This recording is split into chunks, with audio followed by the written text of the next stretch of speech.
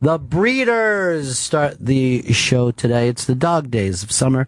This is your best friends in the whole wide world. It's the Bennington Show. I'm Ron Bennington. There's Gail Bennington. Oh, hi. What is the premise of the song today? This week Hawaiian we're doing... songs? No, although that would be great. Song bands with sisters? Sissy bands? Yeah. This is going to be the week of the second band. Oh, finally some chicken foot is going to get played on this. We'll be rocking a little chicken foot for everybody.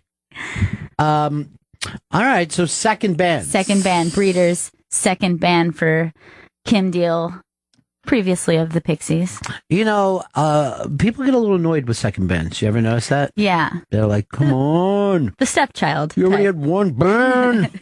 Why another one? Yeah, it's the dog days of summer. It's August. And I was thinking about this. I say we just have a nice, calm August. Nothing nutty for August. Chris, none of your patented meltdowns. Okay. Joe, you're in and out of rehab as quick as possible. Got it. Dan, just keep running around the clubs and pitching your cartoon to networks. Gail. Yeah. No more of your goddamn hissy fits. Okay. Please. All right. It's going to be it hard. Stops now, today. And we just chill out. Yeah. I'm ready for real chill August. I actually want like beach umbrellas over top of all of us and for us to have boat drinks Can we- while we're in here. Can we work that out? UConn, get some Chris, umbrellas. is that too much work for you? No, it's not. It's just umbrellas we set up every I was day. just in a meeting today, and we're talking about a Labor Day special, and it was coming up. And that is, if it isn't too much work for you, Chris. No, it isn't. Do you see the reputation you have, though? Yeah, it's a bad one. Yes, if anything gets added, we feel like you're going to tip over. I stand strong, okay? It all gets done. You need a reputation in this business. Yeah. Okay? Yeah. And it can't be the reputation of a mad dog. You don't want a bad rep. He's got a bad rep. He doesn't want a worse rep. Maintain the bad rep as is. But here's the deal, and I will say this in front of Joe and Dan. If you would use these guys and create a team, because if suddenly Chris Stanley was quarterback for the New York Jets, he'd go out there by himself. He goes, I know how to hike it to myself, please. I know how to I can block. do this. Yes. I don't need no And one. that's why you have a reputation of a guy who doesn't get back to people, Yeah. who does it. Well, that is just a fucking mess. Those Okay. guys are ready for a team. They're back there. They're a team already. They are a team. They're waiting for their leader. Anthony's on board. I don't know about UConn. He's basically just ready to do VO. You think he's a man alone? I'm ready to have him do some VO too. We got some specials coming up. Nice. Well, our special over the weekend was a massive hit and everybody loved it. And that was the Wetter, Hotter weekend. It's wetter and it's hotter. And coming up in a few moments, we're going to announce who won the big giveaway. And then that person will be happy Forever. and everybody else will be in the, worst mood about Right. it because like mine Now I beat the hate it. shit out of that. Mine was so much better. Come out to Caroline's and meet the whole gang. I'll be out there. Gail will be out I'll be there. Jojo, Dan. If it's not too much work, Chris will come out there. I'll be there. I don't know. I know how you get behind on your work. It's Unmasked with Brian Regan. It's going to be a family affair day. This is going to be a G to PG Yes. rated show. Matter of fact, we know Regan isn't going to say anything wrong. I never know when I'm going to. I said shit on a station I wasn't supposed to in Canada. You did? Yeah, they said you could say hell and bitch. And I go, and all the rest of that shit. And then I saw everyone cringe. And I go like this. Sorry about that. I mean, all the rest of that Yeah. bitch. Sorry. Yeah. More of a bitch than a shit, really. Now you got me. Yeah, I don't know if I could ever go back to terrestrial after working here. Yeah, it's very impressive to me that you did it for so long and now you're out of the habit of holding back. Well, I think once if I actually did go back, I just immediately fall into line. But, everyone has parents and you don't curse in front of them. Right. Chris, You curse in front of your parents. yeah, Well, but not grandparents. Chris is so blunt that one of the stories he put on the iBank today got complaints. Really? Yeah, your abortionist so-called punchline. I thought that was a strong punchline. It was blunt and strong, but there was no punchline to it because it's not funny. Oh. It was, I think, about the dentist who tried to pick up somebody on Craigslist or whatever. Right. I'm already done with that dentist. Yeah, you'd rather just forget them. I have forgotten them, and I can't believe when other people still bring them up. Like last week, somebody's got to kill something this week. And I need a new lion. So go over to the iBang right now and come out and see Brian Regan. It's going to be a star-studded affair. It's going to be exciting, and it's going to be terrific, and everybody's going to be like, hey, this is great. And we're going to like, okay, calm down. Just chill. Yeah. Be cool. Give it a rest. It's happening. This is a weird big story that Billy Joel, they wanted to give him a highway named after him. Mm-hmm.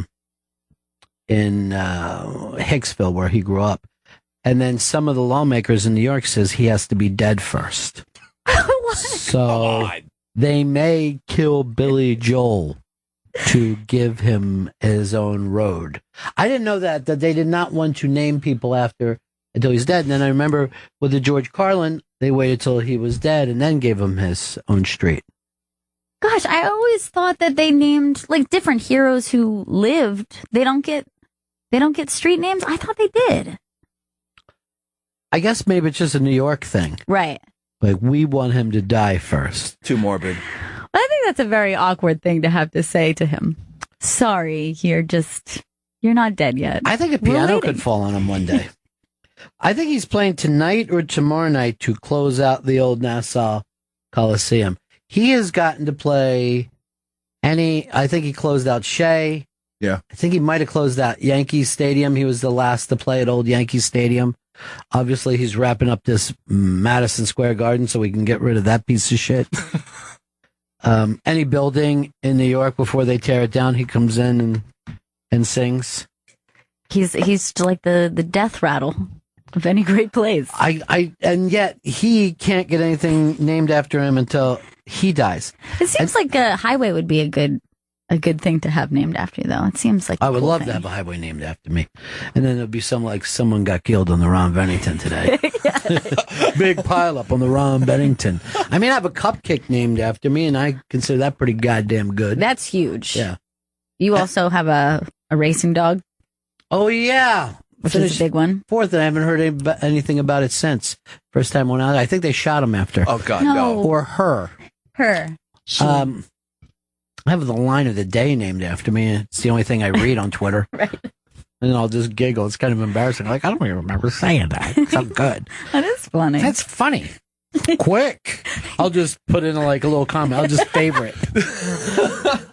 So sharp. How come we never retweet that? We should. That should be... Oh, wait. I know why. Too much work for Chris. It's a weird reputation I'm getting. Don't like it. You don't like work? One of the bosses said to me, they brought up something. I said, yeah, we should schedule that. And he said this to me. Okay, I'll get in touch with your fuck up about it later. Really? I'm a producer, not a fuck up. Can't believe it. I can't believe they're so comfortable that they could call you that, though. I'm not comfortable about that at all.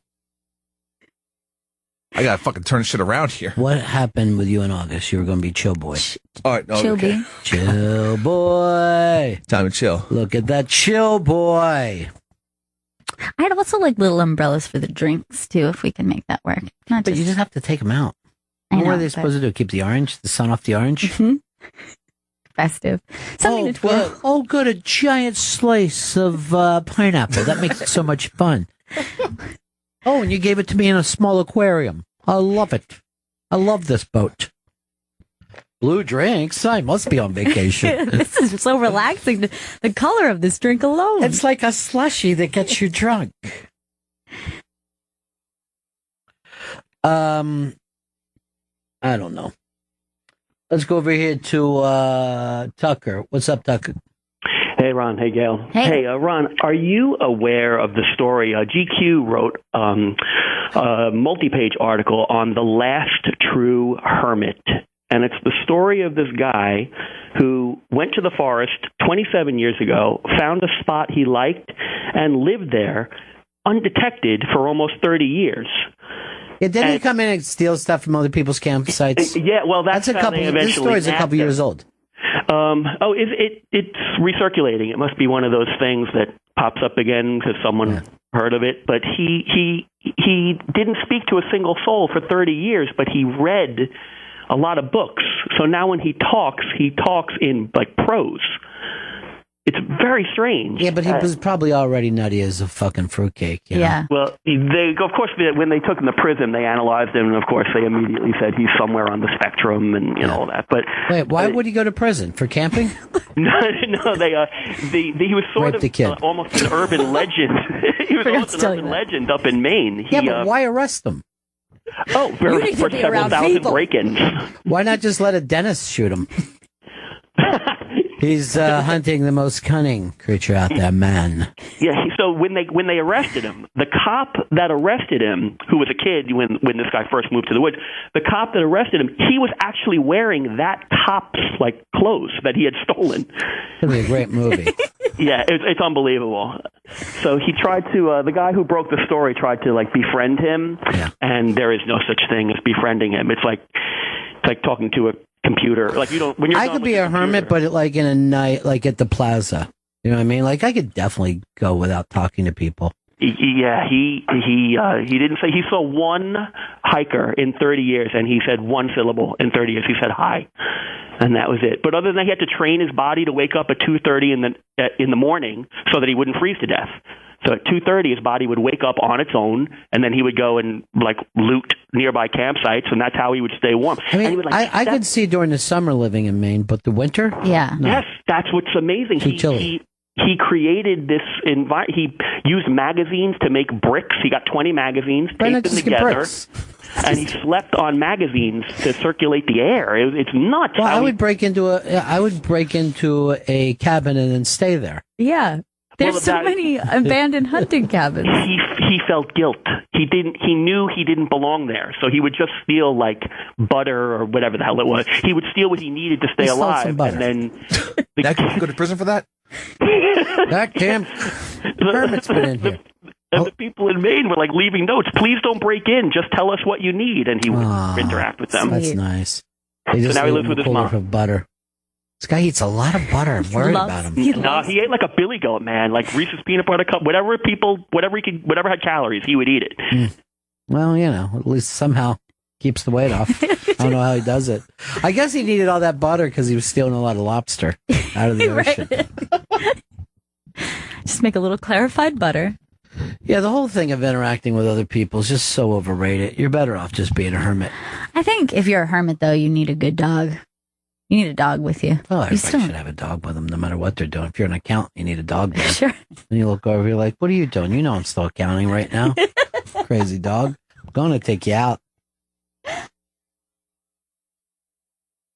Some lady was telling me the other day that she's trying to work on her gossip thing because, like, she's like one of those people, or like she'll have like her and her sister will gossip about the mom, and her mom will gossip about the sister. Mm-hmm. And she said like she knew that she was really getting bad when she was gossiping to one cat about the other cat. Oh, no.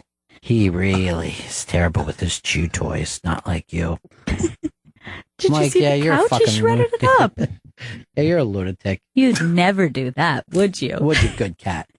I got two cats, good cat and bad cat. He's not burying his poops. You believe this? Contest winners coming up in just a couple moments. Did you guys love Wet Hot American Summer over the weekend? Loved it. I could not stop watching it. Like, there was a moment about halfway through that I'm like, I should pace this out because I'm really enjoying it, but I can't stop. Favorite moment was your buddy, JJ. When he did the homage to the Outsiders. Yes. Nobody rumbles without me. And then I kept saying, make it rain. Let's go for the full rain here. But I haven't heard anyone complain about that like they did Arrested Development. No, I think that people are really happy with the way they brought back the same characters. Like, they kind of nailed Everything. the sense of humor. It was perfect. Yeah, because they're all so annoying. But yeah, They're all so annoying. that JJ moment, which was towards the end of my my binge watch, and I actually out loud was like, yes. And then I was like, that's kind of embarrassing. Yeah, that's dumb. Well, this is the thing. I didn't plan on binge watching, but I went straight through because it was really like watching a movie and a half. Yeah. It wasn't like when you try to catch up on Right. The It Wire. wasn't like 30 hours of It was so good. It was really, really funny, though. Really funny. I wish we would have treated David Wayne better when he was in here on Friday. Had you known the genius of this? Yes. I watched it twice over the weekend. I watched it on Friday, like this is great, and on Sunday I watched all 4 hours again. You turned that into sad. Is it? I just really enjoyed it. You catch a lot of stuff on the second film. I'm going to watch it a third time, too. I'm not lying. All right, I'm going to read some of the hashtag Benningtons. What happened to Hicks's swear jar? Too much work? I can't even imagine how many cigarettes you own. The fact that Stanley calls himself a producer is offensive to all of us Benningtons. It's offensive to me that you're on Twitter, whoever said that. It's offensive to me that you're able to have a Twitter account. Corporate Chris just says, starting today, I'm turning over a new leaf. P.S. It's weed. My dad was asking me about Chris over the weekend. Oh, Phil. yeah? He's like, so is he not going for, the corporate track? And I go like this, Pop, he doesn't stand a fucking chance in that track. I go, he is too sloppy to be a producer. That would kill him down the hall. And then me and my dad laughed and laughed. Really? Yeah. Well, I'm glad, guys said. But he brings you up. It's so all the sweet that he time to checks me. in, though. Yeah, and he's like, how's it working out? Chris thinking about dumping out like he did before? And I go, no. They've taken a look at him. They think that he's terrible. I go, if anything, if his podcast blows up.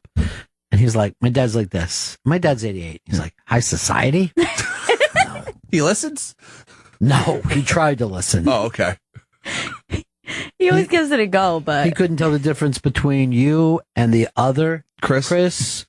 And then he doesn't know anything that Bronx Johnny is saying. it's a different language to him. Well, it literally is a different language to everyone. Where's he from? South America?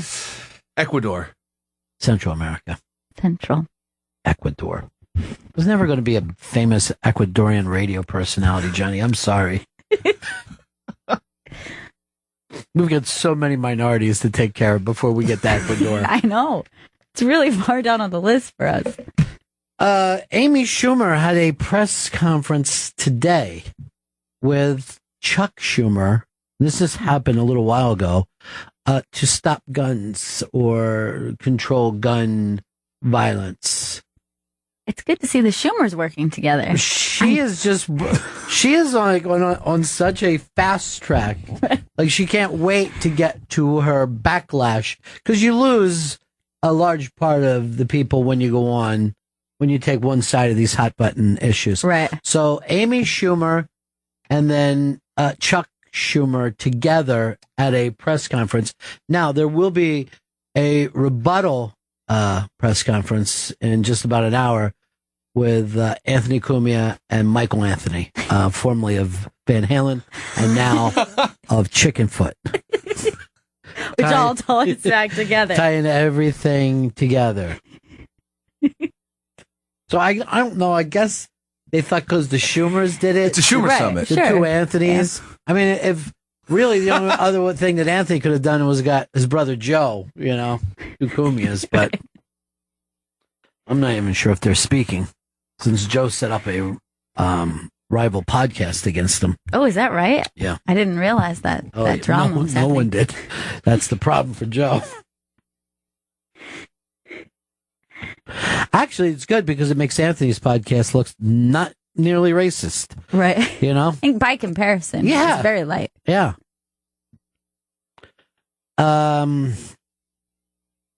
So anyway, that's exciting news. I know. She's already going for the backlash. Over the weekend, she was with J-Law riding around on a jet ski, and now She's huge. How'd she share? I don't know. I don't know how you do it. I don't know how you speed date a career the way she's doing.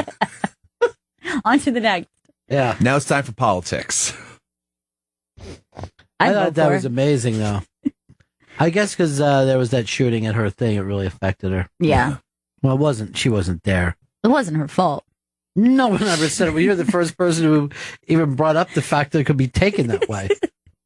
I think even the shooter yelled that out. This Right. has nothing to do with Amy Schumer Or this movie. or Judd Apatow or the film Trainwreck, which I was enjoying up until moments ago. I'm crazy. That's just my thing. Yeah. That's on me. I made it 67 years without acting nuts. And now I am totally idiotic. Well, also at the Unmasked, I'm trying to get, I got Brian Regan, but I'd love to bring one of Reagan's kids up and just have those two, if not Reagan from The Exorcist. Definitely. Because I feel like that's close enough to Regan. Spelled the same, right? I think it's spelled exactly the same and pronounced the same. Matter of fact, I'm going to try to get Regan to start saying his name correctly. It's Reagan. But, just introduce him that way, maybe. This is when Zach Galifianakis had me. So and I don't mean sexually, I mean comedically. So I see him, and it was very early on in his career, some TV appearance, and he's up and remember when he did that bit playing the piano, and he's like, "I'm Zach Galifianakis. I hope I pronounced that correctly." And that fucking line, I'm like, okay, I'm on board. Not sexually. Oh, good. Yeah, because I always have to straighten that out. I know. It's very confusing, your relationship with Zach. We live in a gender fluid area right now, or era, not area. I guess New York. New York is. Yeah, pretty gender fluid. I missed I Am Kate I last watched night. Kate. I forgot all about it while I'm watching my other 17 Sunday night shows. Sunday's a very busy night. I know. It's too much. Then the rest of the week you got nothing. I know. Just wait for Mr. Robot. I'm just watching Bar Rescue for the rest of the week. They better do something about that cooler. It's a mess. It's so dirty. Look at this cooler. I had to fucking dig your eyes out. Just relax, dude. You just got here. We said we wanted help. I'll take a rag to it. It's not a big deal. Clean it up! Could you just give us the $8,000 of reboot that you give everybody else? If you want this POS system, you better fucking clean that bar up. He never just comes in, hey guys, I see you're trying your best. Let's see if I can't give you a couple ideas to make this work. We got some great new track lighting from Jack's Lighting. It isn't Jack's Lighting. Jack's Tracks. But seriously, if you want to do it, let's learn the names. Not just yell out Jack's Lighting. Or is that too much work for you to do a little research? He hates work. Look at this new glassware. You know what? He ought to take some of that fucking money and buy a neck. You know what I mean? Get a neck for himself. I'm going to take a little bit for myself. Hi, I'm a baked potato and I'm furious. Look at this mess. It's awful. And they get mad if you're buying people shots. It's a fucking bar. You're giving away the bar! He screams that at people constantly. Oh, I didn't know that from the impression that you did. But when you came back, wait, I'm just going to let Joe laugh. Well, go ahead, Joe. Laugh right at him and point if you need to. All right, I'm just laughing still. You're giving away the bar! I'm doing an impression of him right now. That's the way he talks. John Taffer. So that story is out, which is a crazy one already. Amy Schumer is going to stop gun violence. Did she say how she was going to do it? She's using her celebrity for good, though. I think we you know what? We let people buy guns, but we don't give them firing pins. So there you go. She's saying more background This checks. is what everyone else is saying. This is the newest thing. Look, when this came up, we had muskets. So if you want to go out in a musket, go ahead and do it. Now, I heard it once. I'm like, oh, it's a funny line. Now I'm hearing it from people in the street. I don't know who originally had the line, but everyone's saying it at the same time. Musket. Musket. Now they're taking it seriously. Well, that's nice. But first, Amy, try to get your cousin to act like he's not whining no matter what he says. We're going to try to lower taxes. Honestly, I don't know whether you guys are familiar with Chuck Schumer. I am. But every time he comes into the room, they should be playing Jump Around. That's literally how he talks. I don't get it, but Chuck Schumer once gave me a high five. I don't even understand how that could happen. was that an outdoor concert festival? And he was like, Must have been the coolest concert ever if Chuck Schumer is there. It was back Who'd with the you go old see? Williams. Chicago? I don't even remember. It was a long time ago, back with the old Williamsburg pool parties. So he showed up and he's like, Inside I'm the with pool? Yeah, where like before the pool got renovated, they did shows in there. And he showed up and was like, I'm with the kids, and was like trying to like God. jive talk, and it was really awkward. And then he went through the crowd like a boxer and then came up to me and was like, come on, high five. And I was like, no. And then he made me, and I felt awkward if I didn't do it. The only people that want to high five is Chuck Schumer and special needs kids. There he is, high five. Is that you next to him, I hope? Me. There I am. Why does he love high-fiving so much? Well, he makes it feel like he likes people. That's how he gets to the youth. I got to vote for that guy. I high-fived him once, so he's got my vote. He's solid. I do kind of understand that, though. Don't you kind of feel that way after you either meet a celebrity or you're just like, you know what? He was actually not terrible. He's a good dude. And that's why they never wanted people to meet Castro. They were like, you know what? He gave everybody a cigar. He seemed like a nice guy. He treated me right. You know, I wish him the best. Him and his brother, Raul.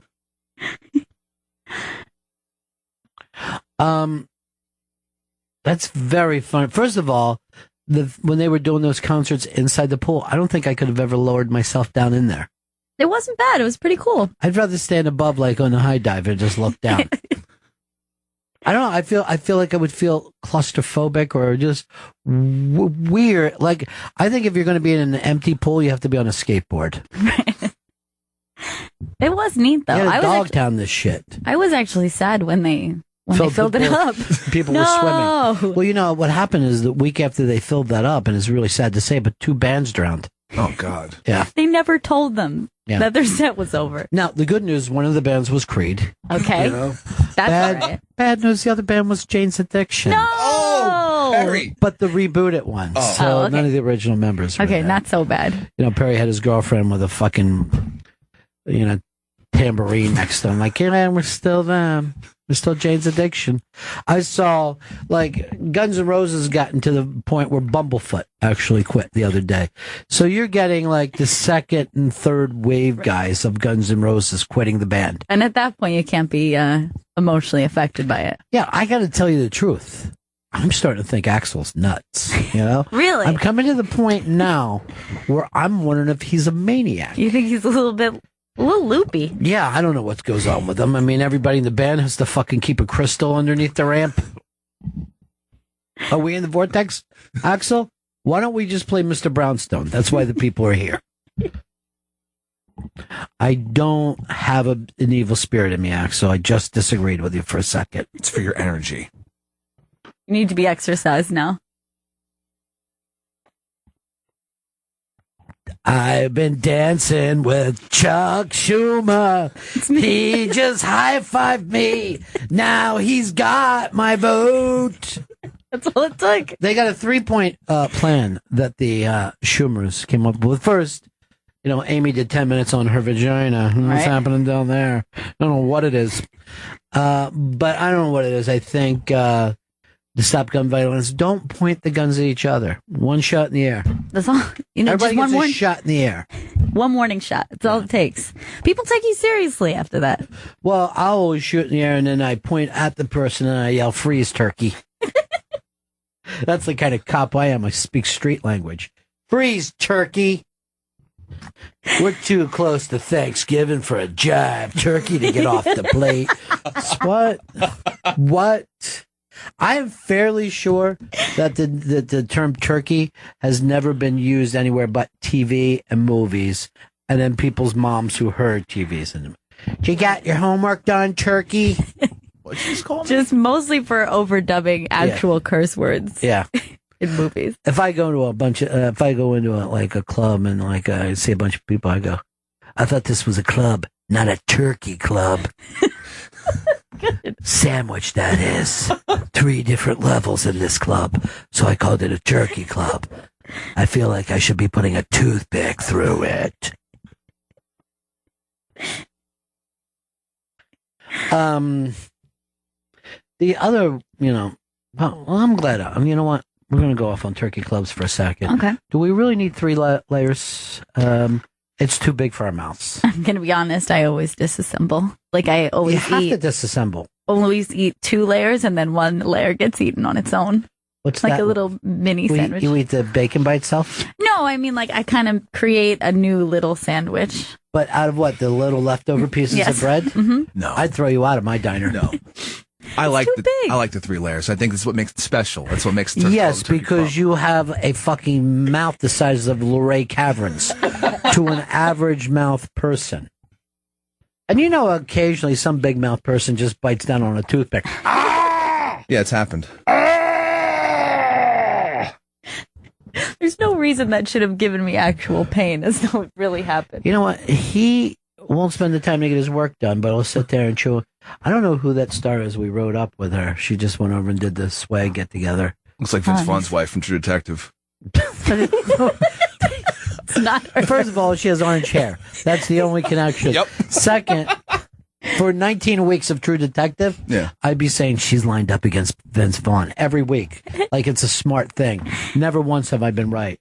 She seems to just really be sticking with him. And I thought for sure she was behind everything that was happening to him.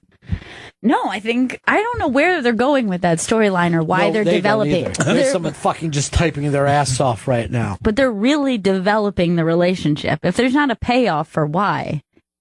Well, between those two? Yeah. There's no other I relationship don't- that is as developed as there. That's too. a really good point. That, you know, the other, like last night, and spoiler alert, they rushed two of the characters and they started kissing. Right. You're like, they didn't feel that. Yeah, it didn't seem ready Um, or realistic that they would do it. Maybe she was still rolling. Sure, when she was rolling, it made sense. I got a question for you, though. Let's just go back to the Turkey? Turkey Club, which Sure. they call what, a triple decker? Triple decker, yeah. So if you just got a turkey club, right? Mhm. And so just put everything on the one level. Is that a one decker or a double decker?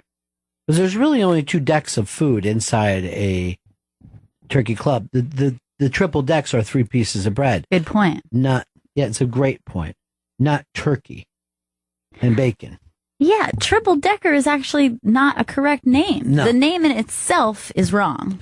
So a lot of times I'll even say to the waitress, I'll go, you said triple decker. I'm missing a deck here. A deck of turkey, lettuce, tomato, and bacon. If you're calling this bread a deck, you're wrong. Here's another thing they do in New York. I don't know if they'll do it anywhere. They'll give you the triple decker, right? Which is, you know, put together down to the point where there's 4 fucking toothpicks in it, each little quarter. And then they'll put the mayo on the side. You're like, what? You're seeing how much trouble you had to do in the kitchen to go through I this. know. Now, what am I doing? Putting the mayo on the outside of this? Or is it a mayo dip? I'll dip. This is a double decker at best, ma'am. Take it back and get me an extra deck.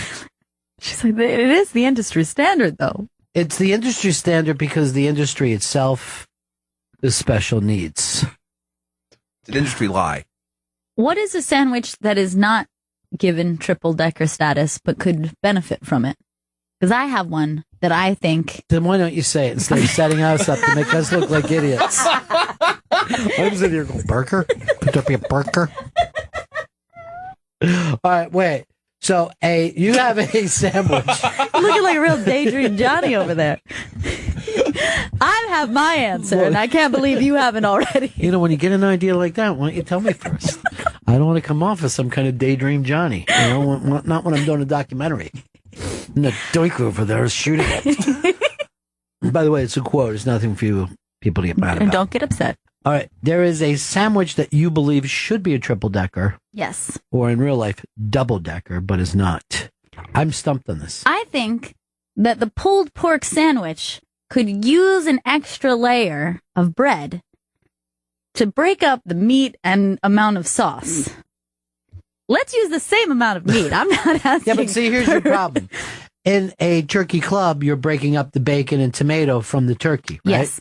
So your pulled pork is breaking up the pulled pork from other pulled pork? Yes, but don't forget the slaw. There's slaw in there as well. Okay, so the slaw could go on top. The slaw could go on top.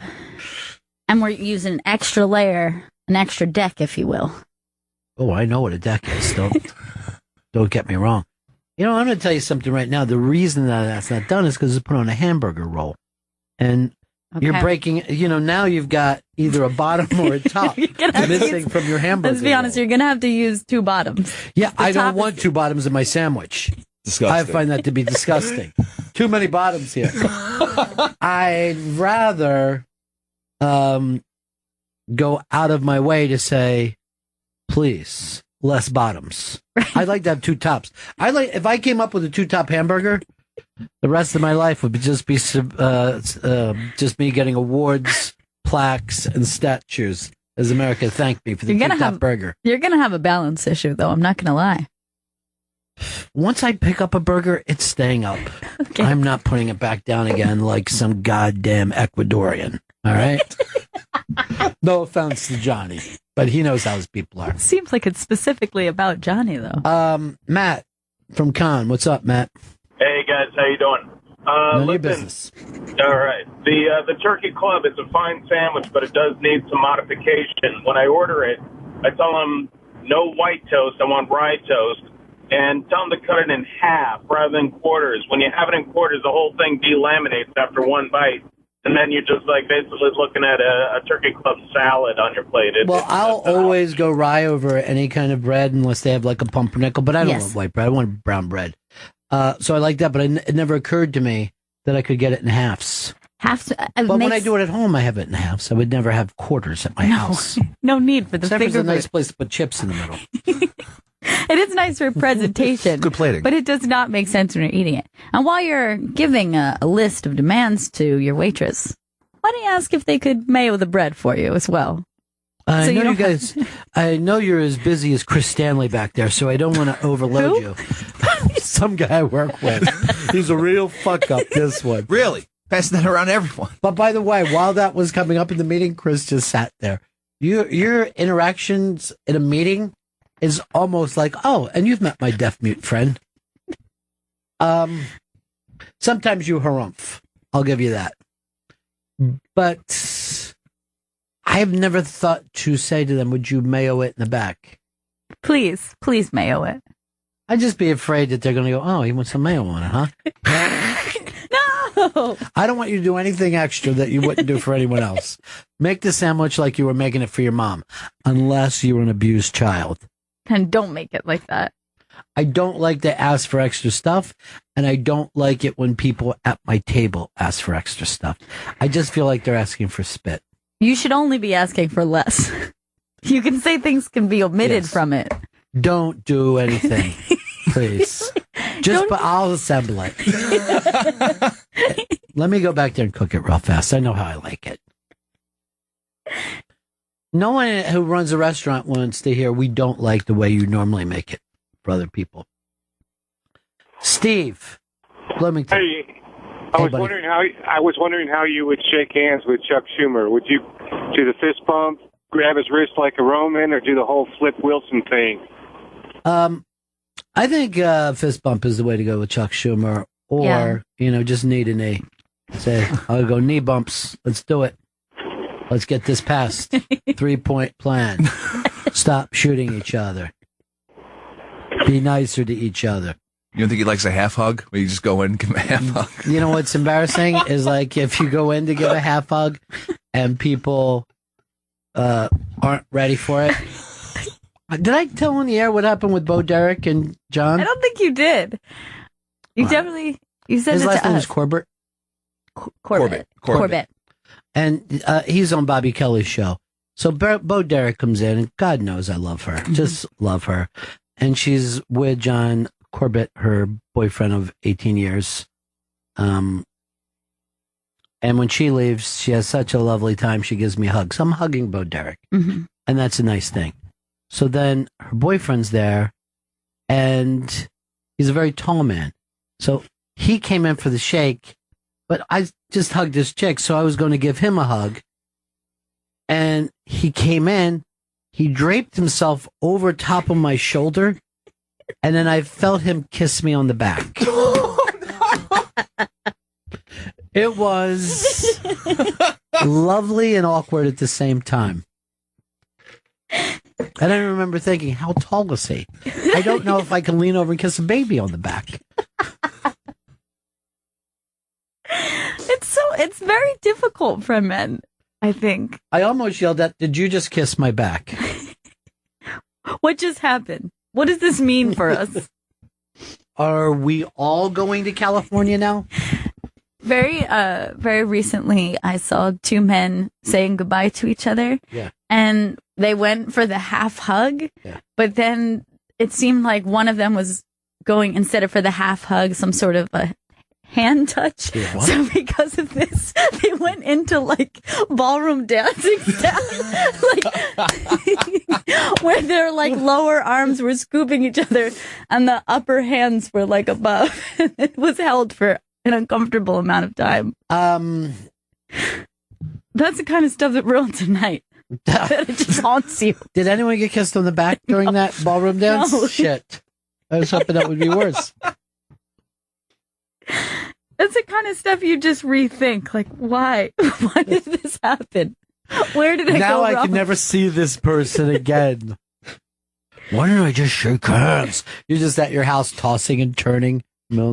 Just shake hands next time, idiot.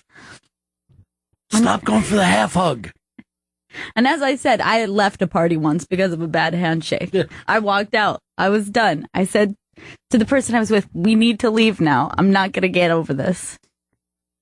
Because we like clawed each other in a really weird I've way. Done it. And our fingers were like interlaced. And then we like shook them at each other. Oh, God. Like, hey, you. Oh, God. So nice to meet you. And I was like, okay. Hey, human erection. Hey, claw shake.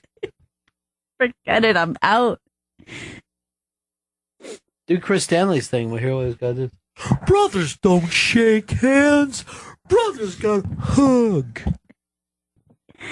Did that documentary on Farley come out over the weekend? Yes, it did. Playing in theaters now? Playing in theaters, yeah. A big weekend for that. Your buddy Jesse Eisenberg has a big movie out over the weekend. I was going to go see it Sunday. Yeah. But since it's only playing like in 3 theaters, and it was going to be packed. So you have to wait. Yes, I have to wait. A weekday show. I have to wait until the indie fans stop paying attention to it. I got to go that far now. I got to go see something tonight. I got to go to a screening. Whatever this Meryl Streep movie is. Very nice. Yeah. Ricky and the Flash. Which one's Ricky? Which one's the Flash? Love Ricky, hate the Flash. That's what I want to. That's going to be my review. Anything at its end, I'll just act like I love one of them, and the other one's ruined everything.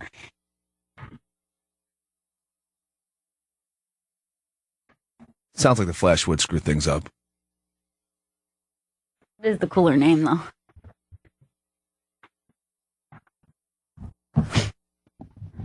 I've had awkward handshakes where I go in to shake a hand, and the person I'm shaking hands with goes in and do like a hand clasp where they turn the hand upwards. Right. And it's like, I don't want to go in and be closer to you with this hand clasp. I just wanted to shake your hand. Why not just hug? I've never seen you hug. Do you hug? No. He's not a hugger. No, I'm not a hugger. I think I've maybe forced you to hug me once. Yeah, I remember when you did a hug with him and you went in for the face kiss. I just saw him looking like you had thrown fucking acid on him. What's wrong with a Kurt head nod? Tip of the hat? Yeah.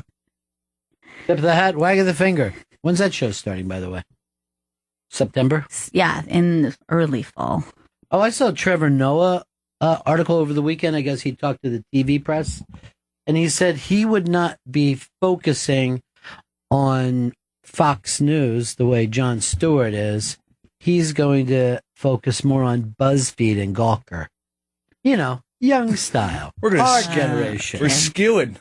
Yeah. Skewing towards the kids. Yeah. It's probably a good idea just for that reason. Saw this on Twitter. And I saw this on BuzzFeed. Isn't it stupid? Yep. Without even saying any more. Yeah. I took this quiz to see how I was in Clueless. I'm not I keep G. getting the black girl. I'm a dude. This doesn't make any sense. Yeah, but you're just like her. Go take the Big Brother 17 one. I think you'll be surprised which house guest you are. They do a lot of quizzes on Mean Girls, too. That seems to be the most popular movie on that website. Yeah, all those movies are popular until they put it out again or reboot. Then it's Entourage. Everyone talked about Entourage for like fucking 8 years and then never went to see the movie when it came out. Right. Where were you? Those dudes were standing on the red carpet by themselves. Fuck. Hello? This sucks. What are you doing lining up all the RC Colas over there? What are you doing with those? Eric Nagel dropped off some RC Royal Crown Cola Cherry for me. Ooh. I'm a big fan of RC Cola. I think it tastes better than Coke. Well, I don't think I've ever had a cherry RC Cola. Neither have I. I don't know that they even made it. Yeah. This is all news to me. It's a mystery drink. I didn't think that their market share was big enough that they could start and break off like that. We're so big we can put out flavors. E-Rock is always there. If you say something on the air, he's there for you. He's a sweet dude. I missed him being in with us Friday mornings because I could always find out about his Friday night show. I know. Miss that guy. Yeah. Great dude. I don't get to see him anymore because two brothers have blocked all that from me. I know. What's happened I don't there? even want to say who they are. Who are they? Yeah, because you don't know. The Stangles. Stangle brothers. You were supposed to say the Stangles, and I'd be like, Chris, I just said I didn't want to say. Got it. But you know what I like to do a lot of times in hindsight. volleyball? Like to hit the ball up and let it just fall on our side. Went up high, stay out of the way, everybody, and then dropped. Was a good serve, though. Yeah, it was a hell of a serve. Here's another deal. This is Paul McCartney. This is up on the iBank too today. Paul McCartney says there's a lot of lost Beatles songs because him and John didn't write them down and then forgot them. No! So, particularly in the early days, because later they, basically wrote in the studio and they just put the mics on. I give her some of my love. Mm-hmm. So it's good. It needs a little tweaking. I think it's perfect right now. Let's put it out. But I think it's really funny that this could be a bootleg of Beatles songs that were never really recorded or put out. Just a very quiet album. I like the idea of also just calling them Beatles songs. Like they're not done. Oh yeah, there's so many Beatles songs I didn't finish. Well, they're Beatles songs, although George and Ringo never got a chance to hear them. And then Ringo's like, well, then I have a million Beatles songs that you guys went and listened to me. I came back later with my follow-up hit, We All Live in a Blue Submarine. That would be great. Could not pitch it. When anyone tries to bring up, oh, they're a rock and roll band, I go, yeah? I want you to listen to a song for me, please. In the line, what a children's song. It's for babies. Yeah. Little kids love that song. Babies are crazy about it. Babies love the Beatles. I remember being dusted out in a car and all of us singing We All Live in a Blue Falcon. Now, here's the fucking worst thing about this. So it was me, 3 other dudes. Every one of those guys is dead now. Aww. It's me and 3 ghosts fucking driving around. It'll make up a great movie, though. Yeah, it'll be like fucking Seventh Sense. Everyone you know is a ghost. Now. They weren't at the time. I'd love to see an alive person. All I see is dead people. All I see is dead people. I think I might have saw one live one. I don't know. Coming soon, 7 cents. In the land where I was born. Strange story when you remember something like that, though. Yeah. Horror. The horror of it. Horror. Horror. Family household. The spookiest phrase known to man. Anything you whisper is scary. U.S. Constitution. No. They should just do that for promos. Coming soon, Caitlyn Jenner. Oh my God.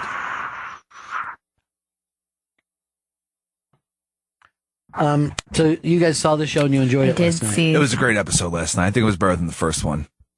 For real. Well, can I just give you the premise of it's not giving anything away? Why would I worry about I don't want to spoiler alert How for could there be Caitlyn. a fucking spoiler alert unless she says I'm Bruce again? That would be the only spoiler I would want you to ruin. Actually, this is a silly idea. It's a joke to make money. I really jumped the gun on this. So, God, give me the big spoiler. She hangs out with she goes like on a road trip with all transgendered people. And this is like the first time she spent any time with transgendered people. Ever. The episode is called Look Who's Not Special. These transgender people are real freaks. And then the best part is that she kind of lays her politics out there, and they're not well received. Of course not. So at least that conversation is going to happen, Good. I think. Well, Fez was the same way. He was very right-wing until he decided he was gay. Right. And then all right-wingers were nuts. But he, always voted Republican right up to maybe Obama. Really? Yeah. Or maybe the second Bush election. Maybe he went against them. Right. Well, when your feelings on the church change. Yeah, it changes everything. It changes the politics. Who would win a fight, you think? Caitlyn Jenner or Ronda Rousey? And first of all, it's a fight I would pay to see. My vote is Ronda Rousey. Caitlyn's really still getting used to this new body. First of all. The Pecker's the same. I think Bruce Jenner wins this one going away. Really? That back is muscled on Caitlyn. I mean, it's sort of ripped in the back. She's got height. I mean, she's got the height on her for sure. And she got a good reach. She has boy strength.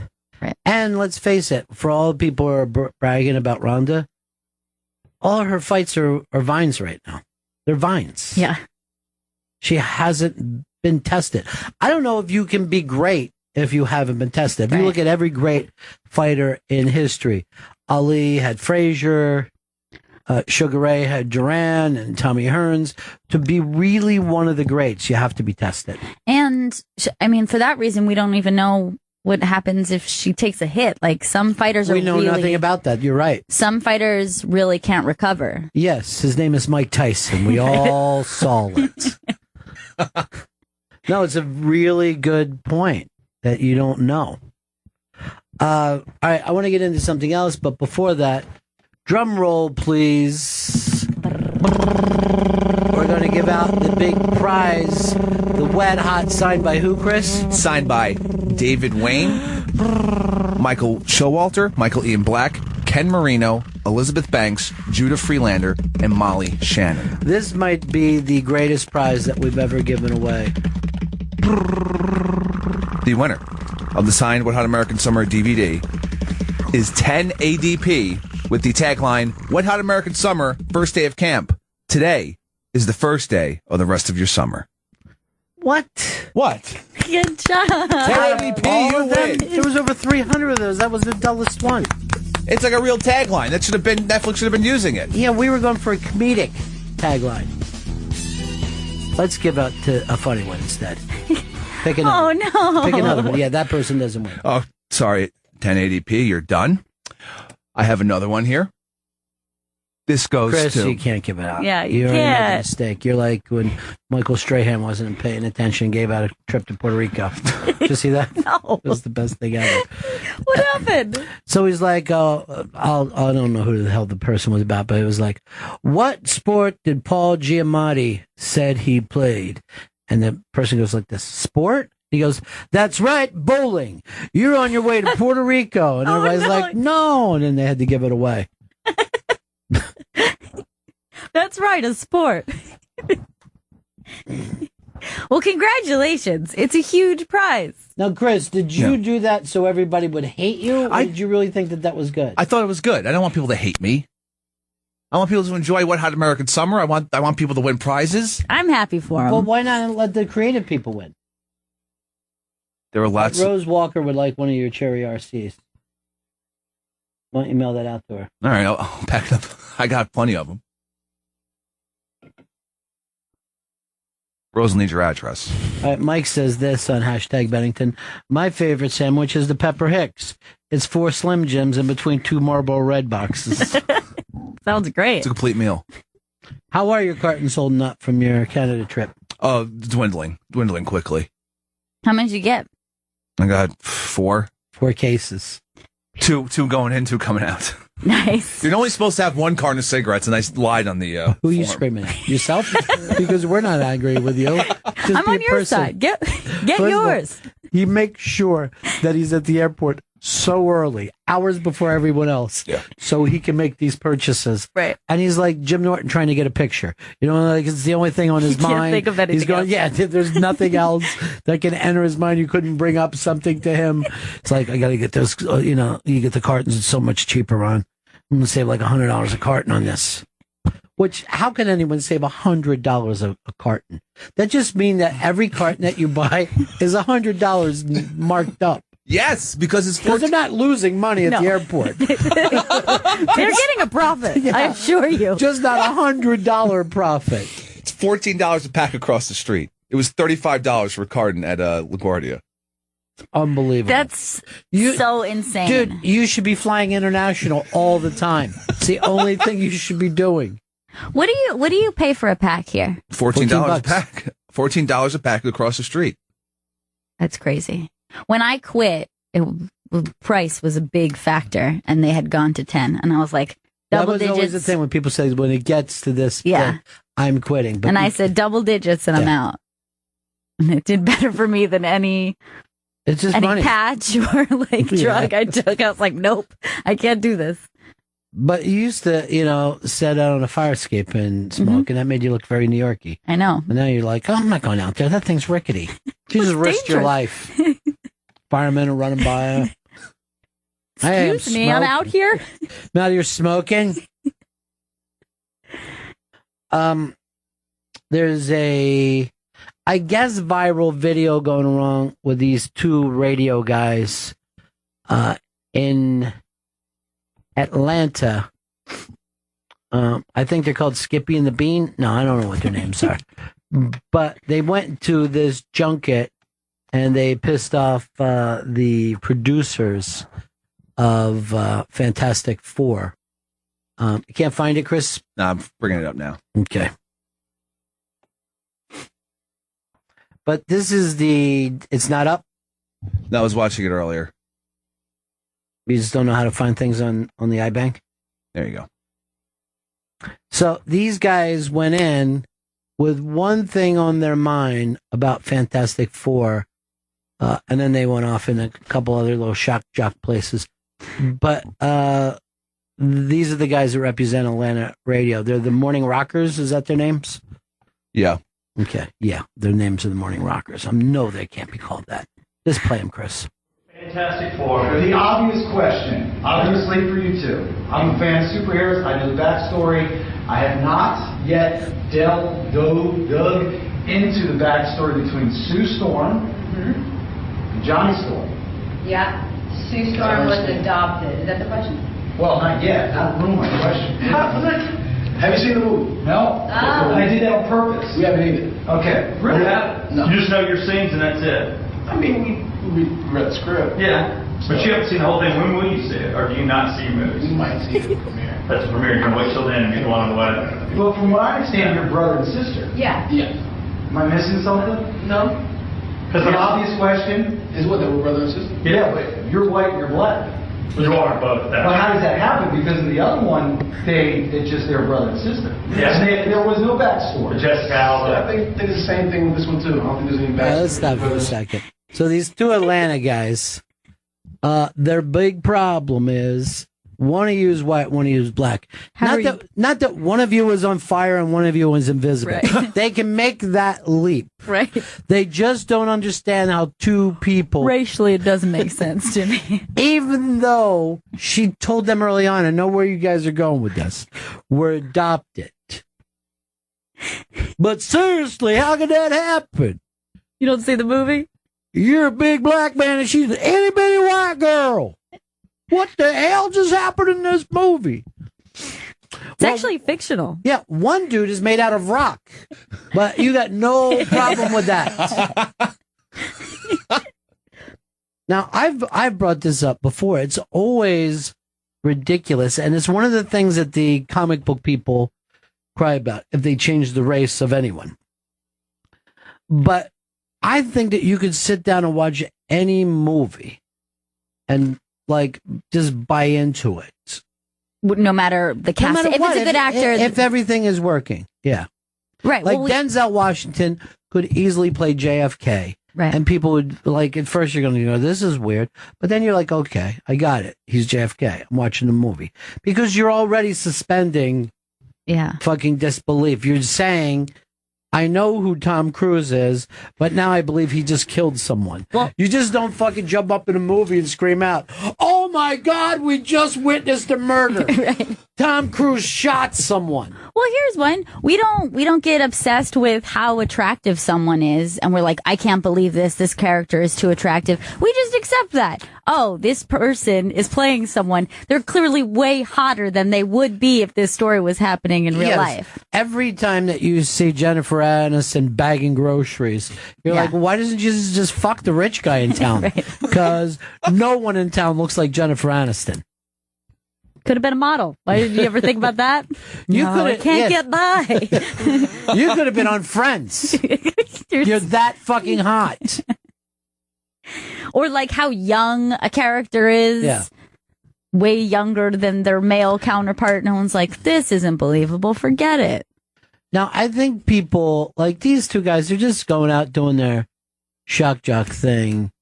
I mean, you can play it all. All right, just play it. So he brings up her haircut. Just play it for a couple minutes. No, how does that happen? There has to be some type of adoption thing going on. Hey, is that it? I mean, no, I don't think they could be raised as brother and sister. I mean, there's a whole bunch of different family dynamics that could be without the obvious adoption. Okay. Is that a big portion of the movie, though, to explain all that? You'll have to see it and check it out. You haven't seen it. Well, I don't need to see it. I already know what's up. My question would be, after watching, I've seen the first two, the only two that I've ever seen, Jessica Alba and everything. Why do another one? I mean, what is it? Just a rebooting? Is this what Hollywood is into? Just redoing it again? Was that not the right Fantastic Four? Does this one follow more of a comic book line than the other one did? Or? I mean, I don't know the why or the reason for it. Sometimes studios just kind of recycle properties, I mean, how many Batmans have they made? Well, that's the thing. I keep saying why that's it. Although I hear it is now. Hey, don't get me wrong. I love you, Shooter. Oh, thanks. You're way hot. Why did you cut the hair? I am sorry. I know you don't like it. I can tell. No, but your hair was beautiful. No, it's not true. That's not true. No, you look great with short hair or long hair, but the fact the long hair was excellent.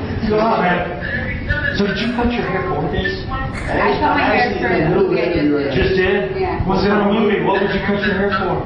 They asked me to. I'm an actress. I have to be a comedian. Will you guys stay in this? That's the other question. Will there be a second and a third, and will this? Because I just hate when. Yeah, they already have the next one. It's already announced. If we make it. So this could be a 3 or 4 movie run for you guys. We hope so. Yeah, and you're gonna grow your hair back out, hopefully.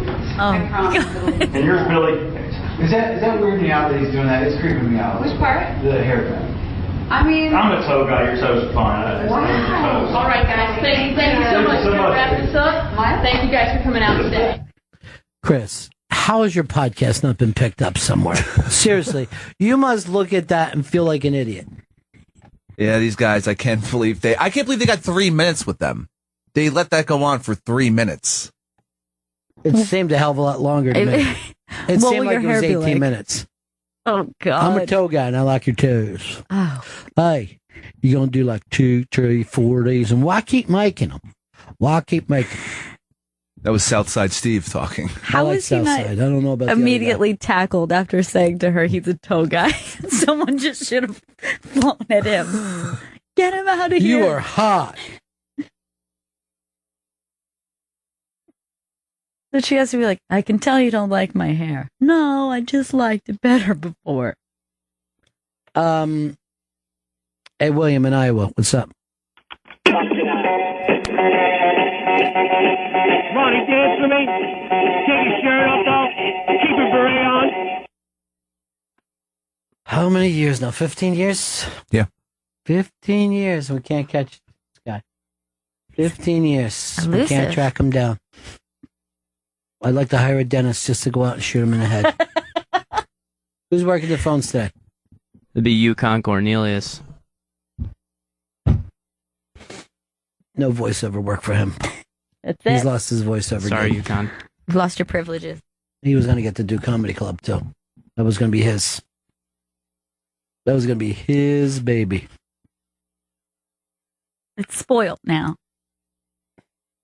Wow, man, them toes are hot. I'm a dough guy. This is weird. I just got a LinkedIn from Billy Staples. And he was the only guy who could shut down the Radio Shark. Is that right? Here's what it has. Comedic entertainer, comedy writer, radio on-air talk show personality / character, TV movie actor, TV and movie actor, and then entrepreneur. I like that last one. Yeah. That's a good thing to have on your resume. But non-specific. Oh, yeah. An entrepreneur of all things. Oh, and then 34 years of wrestling with the 12 steps. Going up and then falling down the steps. The venture capitalist on there. God bless him. I'm glad to see he's out. We got to bring him in sometime, Chris. Okay. A lot of these people at Raw Dog have never met Staples. The legend. He is a legend. He was producer of the decade. He beat Chris Stanley for that. Matter of fact, every time he came in here, he treated Chris Stanley like shit. Really? Doesn't like me at all. People like to take aim on you, Chris. Yeah. Take you down. I've noticed. Picked up on it. There's a Selma Hayek topless picture up on the iBank today. And like Paul Rudd, she never ages. I mean, she's been around since, what, 94, 95, yes. The first time we saw her? And it looks like this was just taken out of that first movie. She's Desperado. Breathtaking. She's so stunning.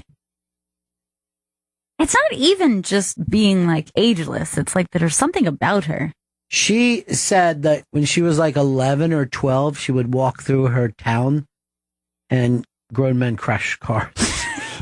She says, that's when I know that there was something going on. Something's going on here. There's something about me. Men would just leave the lane that they were in and hit a telephone pole. How do you explain that to your wife? You wouldn't believe this little girl I saw. I was out of my mind. Just crashed into a car. Just crashed into another car head on. Like, not just a little bit attractive. Yeah. She's beautiful.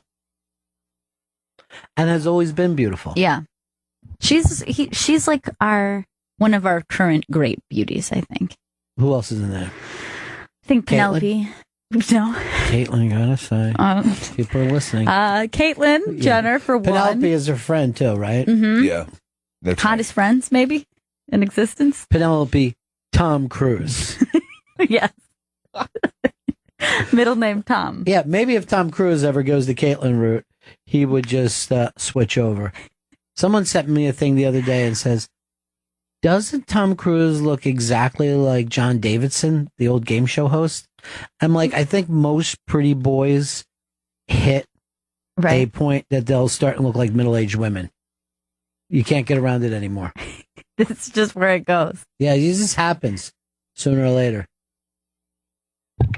Okay, I kind of see it, but I don't know if I do, but I think it's a little general. By the way, this person also worries about how people judge other people, yet was willing to say, I think Tom had some work done. I thought if we're not allowed to point out anything, people who had work done, if we're allowed to gossip have people who had work done, why can't we say stuff about Caitlyn Jenner who had work done to her penis? Well, I always think it's weird with people of my generation. Like, you know how tattoo culture is very prevalent in people of my generation. And when people will say something like, I can't believe she got her lips done. I feel like if you've modified your body in some way and you don't want people to judge you for saying, oh, I made this addition to myself because that's how I'm expressing myself. Why can you say, ew, look at her facelift or her boob job? Right. When now the tattoos are crawling up the neck and under the chin. Yeah. You know, we're at the point. I remember the first time anyone showed, anything on their face, it was like, oh, that's too far. Right. But now you just see people where they're crawling further and further up. Yeah. I guess because they've run out of room. Sometimes you run out of room. Right. Even more spots. You run out of visible spots. I don't mind any fucking tattoo unless somebody says to me, "Oh, my tattoos mean something." Like, this is me and my brothers when we all went. Oh, stop it! Did you ever? Saw a guy with a tattoo, and it was like, "What's that mean?" He's like, "It's too personal," and it was like right on his arm. And he was like, "So what's the tattoo? What's with the tattoo?" He's like, "I can't talk about it." Like, then why are you fucking have short sleeves on? And why are you showing off the tattoo? That's a conversation that I've had with people with tattoos many times, where girls will be like, "Don't you hate it when a guy will use your tattoo to try to strike up a conversation with you?" I was like, well, if you put it in a visible place, it seems as though it's an invitation to make a comment about it. But it's almost like saying, "What do you have? 2 tits? Is that what I'm looking at here? 2 tits here? There's it looks like you got a little cleavage in between them, right? That's a cleavage area. A little place where they're separated." Yeah, I understand. That's nice. So listen, you want to get out of here and go somewhere with me? Because I have 2 tits? Yes, bring your tits. I'd love to have them come along. There's plenty of room in the truck. This truck I got from work. I'm allowed to take it home at night. So, if you ever need a couch move, let me know. So you think it's worse to have a very heavy tattoo that you're like, this is my story about like what this means to me, versus a really ridiculous, goofy tattoo that means nothing? Like, which one is more annoying to you? I think goofy. I mean, if you're going to put ink under your skin, have it for a reason. You know, I don't want it to be fucking hot stuff. The fucking. I love RC Cola. So. Can't get enough of it. That actually sounds I don't pretty want cool. you to put Lucky Boy right there on your arm and act like that's a good thing. But you, Joey, you always put stuff that has to do with Joey's, right? Yeah. I have 3 tattoos. One of them's of a Shel Silverstein illustration called Joey. Then I have a baby kangaroo on my arm, also Joey. And then I have a frog on my leg, which I recently named Joseph. So your deal is your name is Joey. That's so your you're name. all the Joeys. I don't like wearing name tags, so I just got tattoos that What are you going to do when you get Alzheimer's and you don't know why you have those tattoos? You're saying to theirs, "I don't remember. I guess I was on a battleship." I guess I'm Australian. Guess whose Twitter is mad at right now? Who? One of the 3 of us they're furious with. Me? Why would they be mad at you when the other idiot gave away the fucking prize to maybe the worst thing that came out? They're not happy with me? These haters? Yeah. They're going to hate. They're going to hate. Me You specifically. don't realize how bad that one was that you gave out? I thought it was a good tagline for the actual movie. Every tagline that came out on the air was better than that one. Who won? 10 ADP. I'll just say this. This is a mockery of the contest, 10 ADP. You've gotten away with murder. Well played, though. At one point, they said that Chris gave out a prize to someone whose tagline was "Hate is gonna hate" with 2 8s. Oh, I remember that. That was a couple years ago, and it turned into a giant meltdown. This one is a bigger meltdown. This is so fucking awful. I like that tagline, and he deservedly won it. No, I'm going to defend it. he stole the tagline. And this one, you picked the dullest one out there.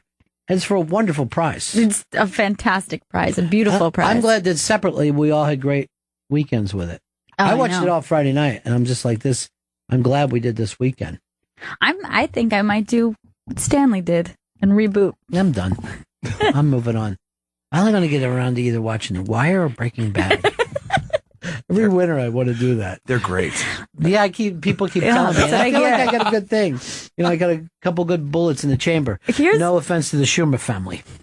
Here's the thing. I want to do The Wire, but I know that when I get excited about something, I want to talk about it. Yeah. And it's going to be very awkward being the person like, hey, so what do you guys think of The Wire?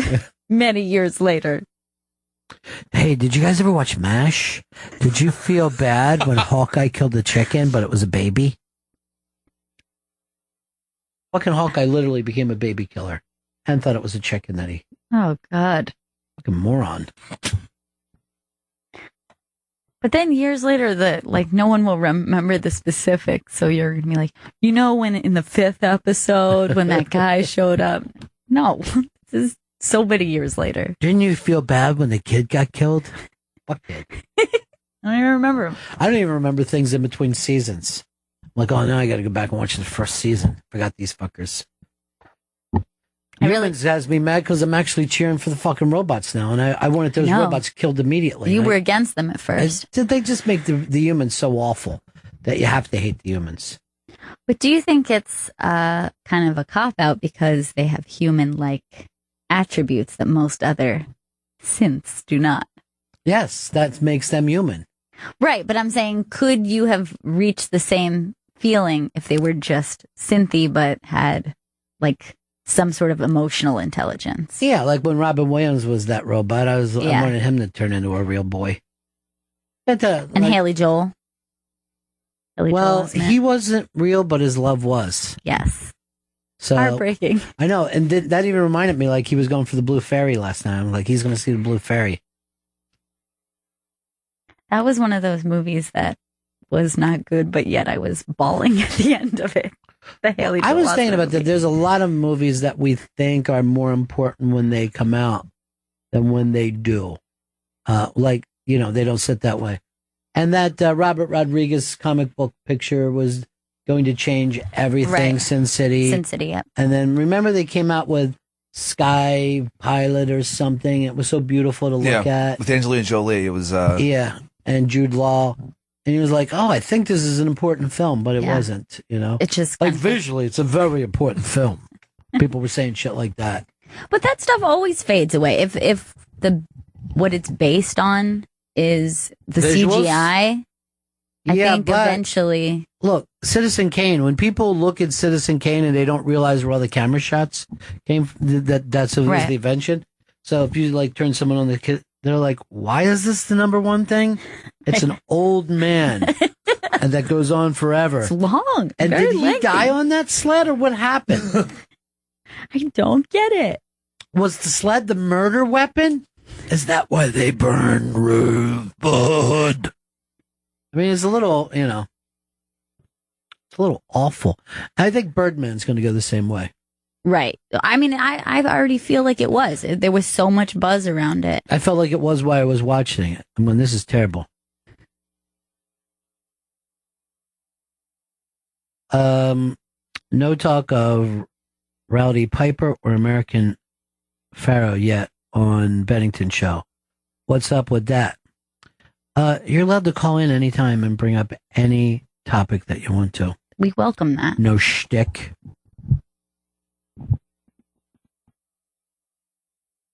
I think we talked about both the other day, right?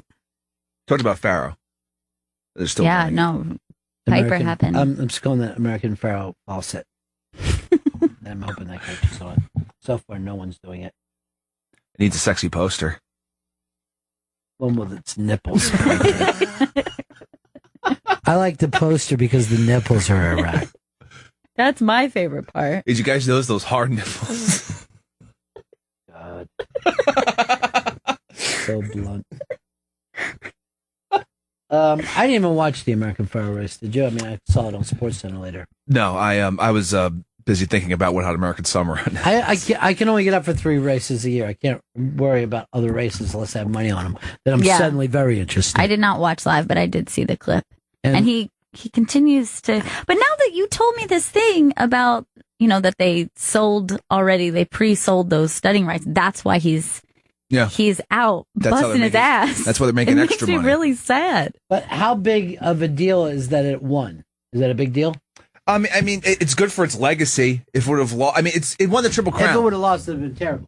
Yeah, but it won the Triple Crown. That's what matters. That's what matters. That's what got them the giant amount of money. That's what matters. I mean, it can keep winning, sure, great, but it won the Triple Crown first time in 37 years or whatever. So this is right down where your buddy Eastside Dave lives, where that race was. Yeah, Monmouth. And Bill Murray was there, and someone just sent us a picture that Bill Murray took with Nicole Atkins, who was the little rock star that Dave claimed that he beat in the 5th grade fucking dance off or whatever it really? was. Yeah. And when she came on her show, he goes, "Didn't remember that time that my band beat you in that Battle of the Bands?" And she's like, "What? 8th grade, remember?" He really hung on to that. Yeah, then he screamed at her, "I'm in a weight gaining contest. That's why I look like this." It was really uncomfortable. And then I saw her perform at like South by Southwest, and she said she was from Brooklyn. She said, "Oh man." I'm from anywhere but Jersey. So this is a song I did not write in New Jersey. No matter what you've heard, I'm from Brooklyn. Nicole Atkins had a homecoming in Brooklyn Bowl late last night. We got to take a break. We'll be right back. A JetBlue kicked a family off the plane. The family is pissed. The child was fussy and wanted to stay on the mom's lap. We'll talk about that when we get back. Whose side you on? This is Bennington. You're listening to Bennington on Raw Dog Comedy Hits, Sirius XM 99. Gail, whenever we have a get-together, what beverage is on the table? Tito's, every time. Now, the reason why we do that is because we want to come across as classy, yet down-to-earth people. I did an unmasked the other day, and you'll be hearing it later on this week with Bobcat Goldthwait and Barry Crimmins. And out of nowhere, they said, we had a Tito's moment. And started to talk about how their life changed from one exact moment. The fact that that is called a Tito's moment now thrills me. I'm glad the story's out there. And then Crimmins says, now can I get the bottle of vodka? And I said, absolutely. And I said to Stanley, I go, even if we have to buy the vodka, make sure he gets it. Because he brought up a Tito's moment during an unmasked. The reason why we are excited, because we've always enjoyed vodka, but 2 words for you. Joseph Stalin. Not giving my money. Hard-earned American money to a bunch of Stalin friends. I'm so proud of the fact that Tito's has brought American a way to feel good about vodka. To me, it's like 39 years ago when Bruce Jenner won that gold medal in Montreal, showing the world American can do it. That's what I feel every time I see Tito's. If I'm walking past the liquor store and I see Tito's up, and I'll just bang on the one. America up front, loving it. Loving it. And they're like, what? I go, America. And then I'm like, oh, I remember I'm in New York. This is bulletproof glass, which I guess if you're bulletproof, you're also soundproof. Is that how it works? I think it is, yeah. There's E-Rock. Thanks for the RC, E-Rock. He just walked by. Tito's vodka. I wish they called it Tito's American vodka because it's handmade, the way it started in Austin, Texas. Now, the reason that they say in Austin, keep it weird, is they mean don't follow along with everyone else. And in that way, Tito did get weird. Instead of thinking to himself, well, we're here in Austin. Who's going to buy a vodka from us when there's all kinds of communists to buy vodka from? Nope. Don't got to worry about that because Austin gave him that ability to get out there and try something a little different. And I want you to think about that for your vodka needs. And I don't understand, right now I don't know how you could have a pool party, a beach party, or even a late season fireworks display without saying to yourself, we need to have some Tito's in here. Chris Stanley, read that click track. Tito's handmade vodka is distilled 6 times from 100% corn and is naturally gluten-free. Visit us at titosvodka.com for recipes, songs, and more. 40% alcohol by volume, handcrafted to be savored responsibly. Hey, yeah, songs, singing songs and humming. Bennington Show. It is the Bennington Show. Gail Bennington and I had brought up that story about the family on JetBlue that is mad. I guess it was JetBlue, right? Was it JetBlue? JetBlue, yes. They were mad at JetBlue after the fact, saying, my baby wouldn't sit on my lap. They taxied back to the runway and they told the family, in a nice way, get the F out. I can't imagine being on that plane and not being happy to see that fountain. I'm like, I don't want to wish anybody bad luck. But we all know a screaming baby in a cramped quarter is never a nice thing. It is stressful, but don't you feel like, this happens a lot. He's probably gonna chill out. Give it a... Well, the thing was, the mother's saying the baby has to sit on my lap during takeoff. And there are regulations that once a baby is a certain age. Now, I got news for you. I don't mind screaming babies on an airplane because I'm locked in and rocking with my headphones. Yeah, lock it in. Yeah. Lock it But, up, you know, I mean, I got to put my tray table up when I'm on. I can't have a glass in my hand or whatever it is when we're taking off to make up. Well, even headphones. They'll come by and say, take your headphones out during takeoff. Oh, really? You can't even have it. They woke up Joey Jojo and said, take your headphones out of your ears while we land. He kept doing it. And he was furious. I was so angry. You can't sleep if you don't have headphones in your ears? I can't sleep as well. I'll be able to rest, but that and the lady sitting next to me who kept the visor down, total selfish bitch. I understand, but that has nothing to do with the this. B word out. Now, if I would have said to them, I'm not taking out my headphones, they might have turned the plane around. Right. And told me to get the F out. Okay, so she was saying this is the best way to calm the baby down. I have no other option. Right, but in the meantime, too, if you're driving in a car and the baby's screaming, legally you can't take the baby out of the car seat and put it on your lap. You know? I come from a different generation where my dad used to take a knife and cut the seatbelts out so it wouldn't make that crazy sound anymore. So much clacking. This so way, loud and annoying. as he said, if we get in an accident, I want all you guys thrown free of the car. And I'm like, I don't know. I gotta be honest with you. Then you'll be out of the accident. It's better for you. And like, going where? Away from this. Away from the damage. Yeah. You know that everybody cheered though when they were kicked off. Well, I'll tell you this. I don't know if I would cheer because I don't like going back to the fucking thing. That takes a while. I mean, right. Like once. And then you got to get back in line. Yeah, I hate the line. But once the plane leaves the gate, I want it to lift into the sky and take off. I feel like we're wasting time. I just go, cut in front of this guy. You know, when we're lined up, I'm like, there's a spot right there. Just go in front of him. Could you let us? I'll be yelling at the other pilot. Could you let us in? We have to get to Florida right now. Thanks. I know you're just going to Pittsburgh. You got a short flight. Well, no matter how long your flight is, you do make a contract with yourself that you're like, this is how long the flight is. I know I'm going to have to be on the plane for this amount of time. Right. And then if you sit on the runway or you have to circle around for bad weather, I don't know. For me, I'm immediate panic. I'm like, I said 4 hours. We're now at 4:30. I'm done. I'm freaking out. All right, there's two things that have happened. Number one, I've sat on the ground and looking at my landing time, and we haven't taken off yet. And I'll tell everyone around me, we should be landed right fucking now. We're still sitting here in Newark. I'm looking out the window at Newark. I thought I was going to be looking at a beautiful surf. Of all places. Yes, fuckers. It always happens at this airport. You blame everybody, right? But then the other part of it, this has happened before. You'll sit on the ground for like 25 minutes. They lift off. They speed up. And then you land at the right time. And you're like, that motherfucker, we could have been speeding up before and got there 25 minutes early. They lie constantly. They could go as fast as they want to. But see, here's the thing. They're booked in those gates. You know what I mean? It isn't like how fast they can get there. Like you're in your car. They know they can't get into that gate until a certain time. Right. But then if you have the ability, why aren't we just going at full speed at all times? Because then you'd have to sit on the ground waiting for a gate, which I also hate.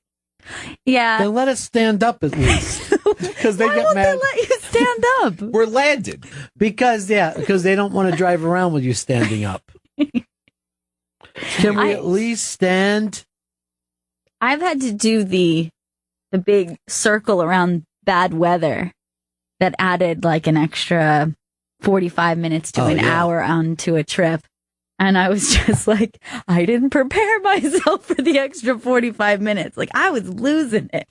Well, to me, the weirdest thing I ever did is we were coming into the airport, like so low that you look down and you see the people in the cars, like you're, 20, 30 feet, it feels like, off the ground. Yeah. And then my guy just banked back up and took off again because there was a fucking plane on our runway. Oh, shit. And he just banks it up. My God. And, here's the initial thing. Because I think I was like in Lauderdale. I'm like, I guess Cuba is where we're going. I guess somebody just got into the cockpit. Right. And oh yeah, the full assumption that it's something bigger than just we can't land. well, I guess if we would have landed there, we would have crashed into the ass of another plane. Right. So the dude, I guess he only saw it visually, like no one warned him. Because I know it was one of those things like when we drove around, and again, I was like, well, you should be there by now. And I was with a panicky flyer as it was. So I'm lying on, this happens all the time. Oh, you know, yeah. like you have to lie to keep someone else, but in the back of your mind thinking, this never happens. I mean, I saw someone in a car, and now we're banked up again. And you're like, how much gas do we have? Do we have enough gas? We should all be freaking out. I'd like to go up. Can I talk to the pilot for a second, please? No, I just want to go up there with a Quran and talk to the pilot for a second. Just a quick word. But but yeah, a baby on the plane that the mother wouldn't just tie the baby up. Yeah. Put the hand over the face like Hawkeye did in the last episode of MASH. By the way, people are writing to me, was it Hawkeye that killed the baby? I'm just going to point this out. He also didn't save the baby. Right. That's killing the baby to me. Blood on your hands then. Yeah. Baby blood. Blood on the streets of the town of New Haven, I'd like to say. But you can't get out of that. It's a valuable lesson for this kid that he's not the center of the universe. He won't be on mommy's lap his entire life. April Perry says, please tweet who won the iBang Wet Hot since the mobile app is dead and on demand won't be up until Tuesday. Well, you guys have got a bad reputation. On demand will be up this evening. That's when it'll be up. I guarantee it. We can tweet it out, though. Yeah, we should tweet it out. Everyone's Yes. going to be upset with us when they tweet. But we do have a big winner. That's 10 ADP. Jesus. Say what the hilarious line was. All right, let me grab his line again. Oh, boy. Memorable. You never used to be a paper shuffler. And I you know are now. these days. Just a fucking. I'm a paper pusher. I literally just push papers out of my fucking way. Papers that none of the rest of us read. Brian Regan Unmasked happening next Monday. Wow, I didn't know it was so soon. Yes. Next Monday, come on out. You'll meet Joey Jojo, Chris Stanley, Gail. Yep.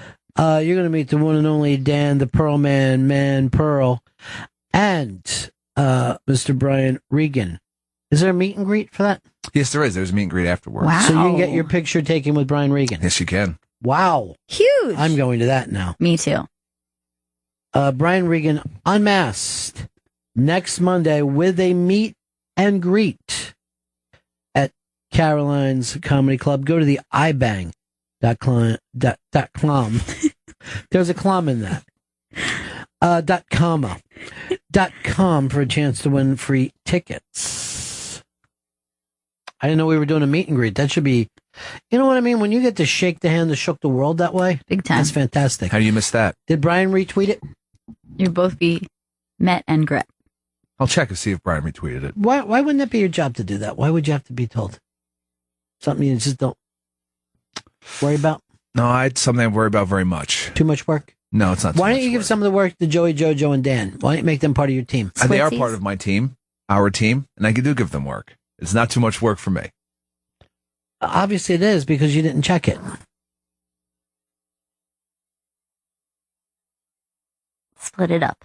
He has not retweeted it. Thank you, Joey. Would you take that on? Okay. And would you become in charge of RBI for me as well? Sure. Because remember that thing didn't go up last week, Chris? I have some stuff to cut today. Oh, is it already last week? No, it's the week following week. But why don't you hand that over to Joey? Something he would love to do. Sure, I'll hand it over to Joey. And give him your title. Eh? Oh, that? Do you think you're ready to be executive producer?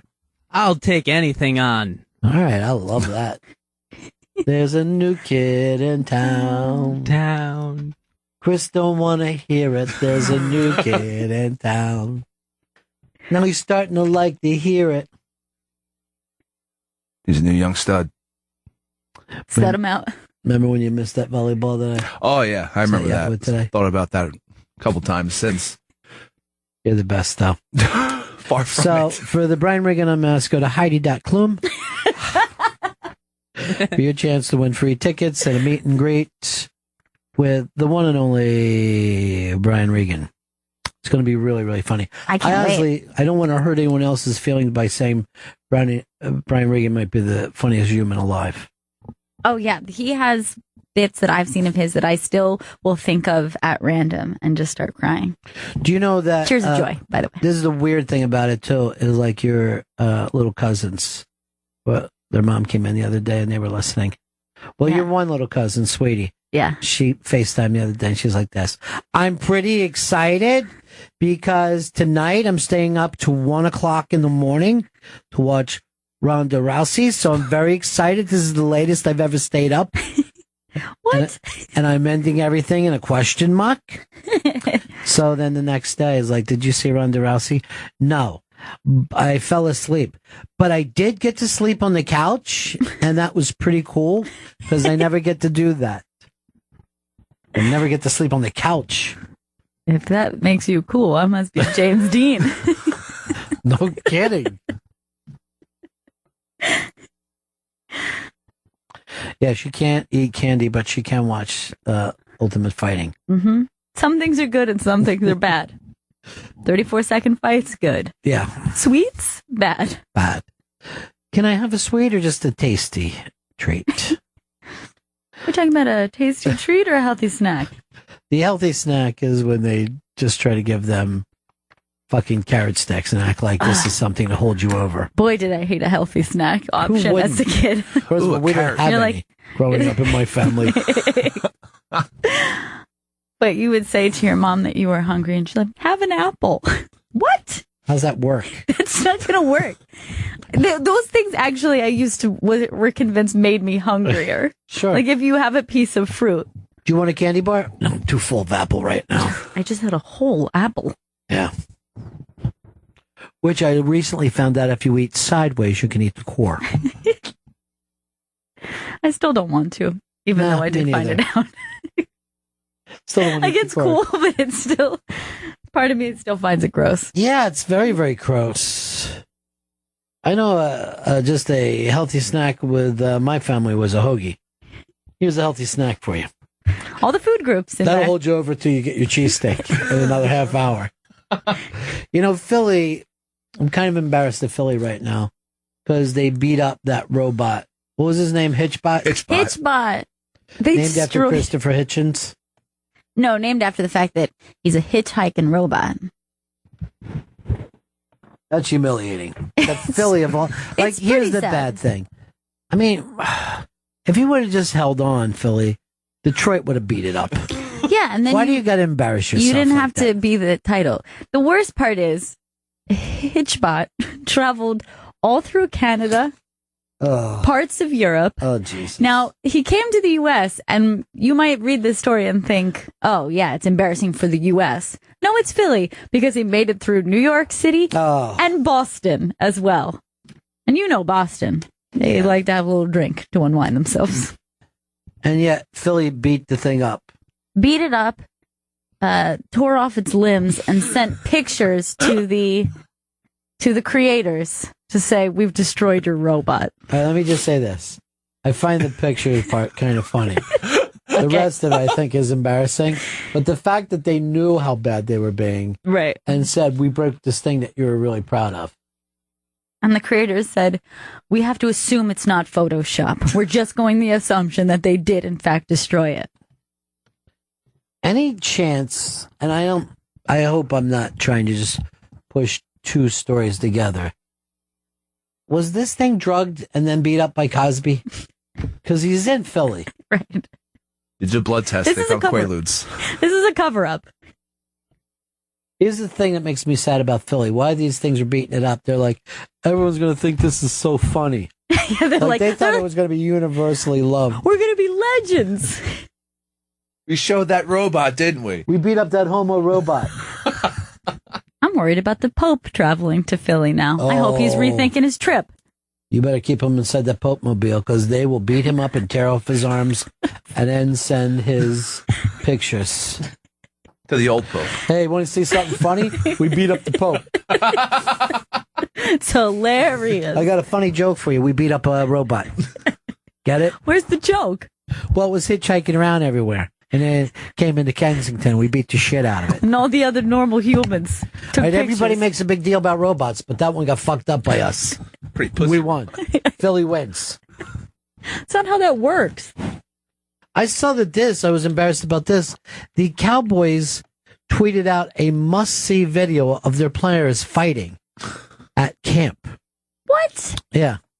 That is not something to tweet out and be proud of. That is not good. The Cowboys. They put it out as must-see on Jerry TV of them swinging at each other. That is horrible. This Des Bryant taking fucking shots. Yeah, because the guy fighting him might get cut if he doesn't do stuff like this. Like if they think that you're slightly not crazy enough to do anything, they're like, if I don't fuck him up today, I'm going to be cut from this team. I don't want to be ended up like the next Hitchbot. Well, the NFL used to worry about unsportsmanlike conduct with celebrating. This is way worse. That's a good This point. is way worse. Seriously, the team should you're right. Because we can't have anyone dance and act like they're on a cell phone in the fucking end zone. Which is hilarious, by the way. Yeah, the first time. When it's not your team, when I say I'm like, fuck him, hit him. I would never put up with it. But, the team can't be acting like this is so cool. Check it out. It's a fist fight. This is like prison, really. It's assault, really. Yeah. You know what I mean? Like, we can't have a fist fight here. Like, if Chris and Joey Jojo started punching each other, right. I can't say to the bosses anymore. And by the way, we used to do that in radio all the time. But I can't say to the bosses, well, everyone gets all fired up about the show. So sometimes I just let them fight it out for a while. I let them fight it out for 30 seconds. Let them take care of it. Let them take care of it. Then I blow the whistle. All right. It's kind of like Fight Club. And then we're going to take that clip. Yeah, they blow off a little steam that way. It's good for them. Let them do it. It's all right. It'll be great. Well, well, well. Look who's walking in our studio right now. Jenny Hutt. You guys have fancy days. Dude, you've got a beautiful closet in there that you love. It's very lovely. Thank you so much. It's fancy. It's a great view. Thanks. I know, the whole way. What are you up to, Jenny? Well, I'm here now. Yeah. So that's what I'm up to, and that's pretty much it. You have a big interview today? No, I did. I had Jill Cargman from Odd Mom Out. Do you guys know the show on Bravo? We do know Odd Man Out, yeah. It's so cute. Have you watched it on Bravo? Or no? I have seen a couple clips. I've never heard any of it. I know nothing about it. Oh, it's a good show. I don't know that you're the target demo, Ron, but it's... Straight?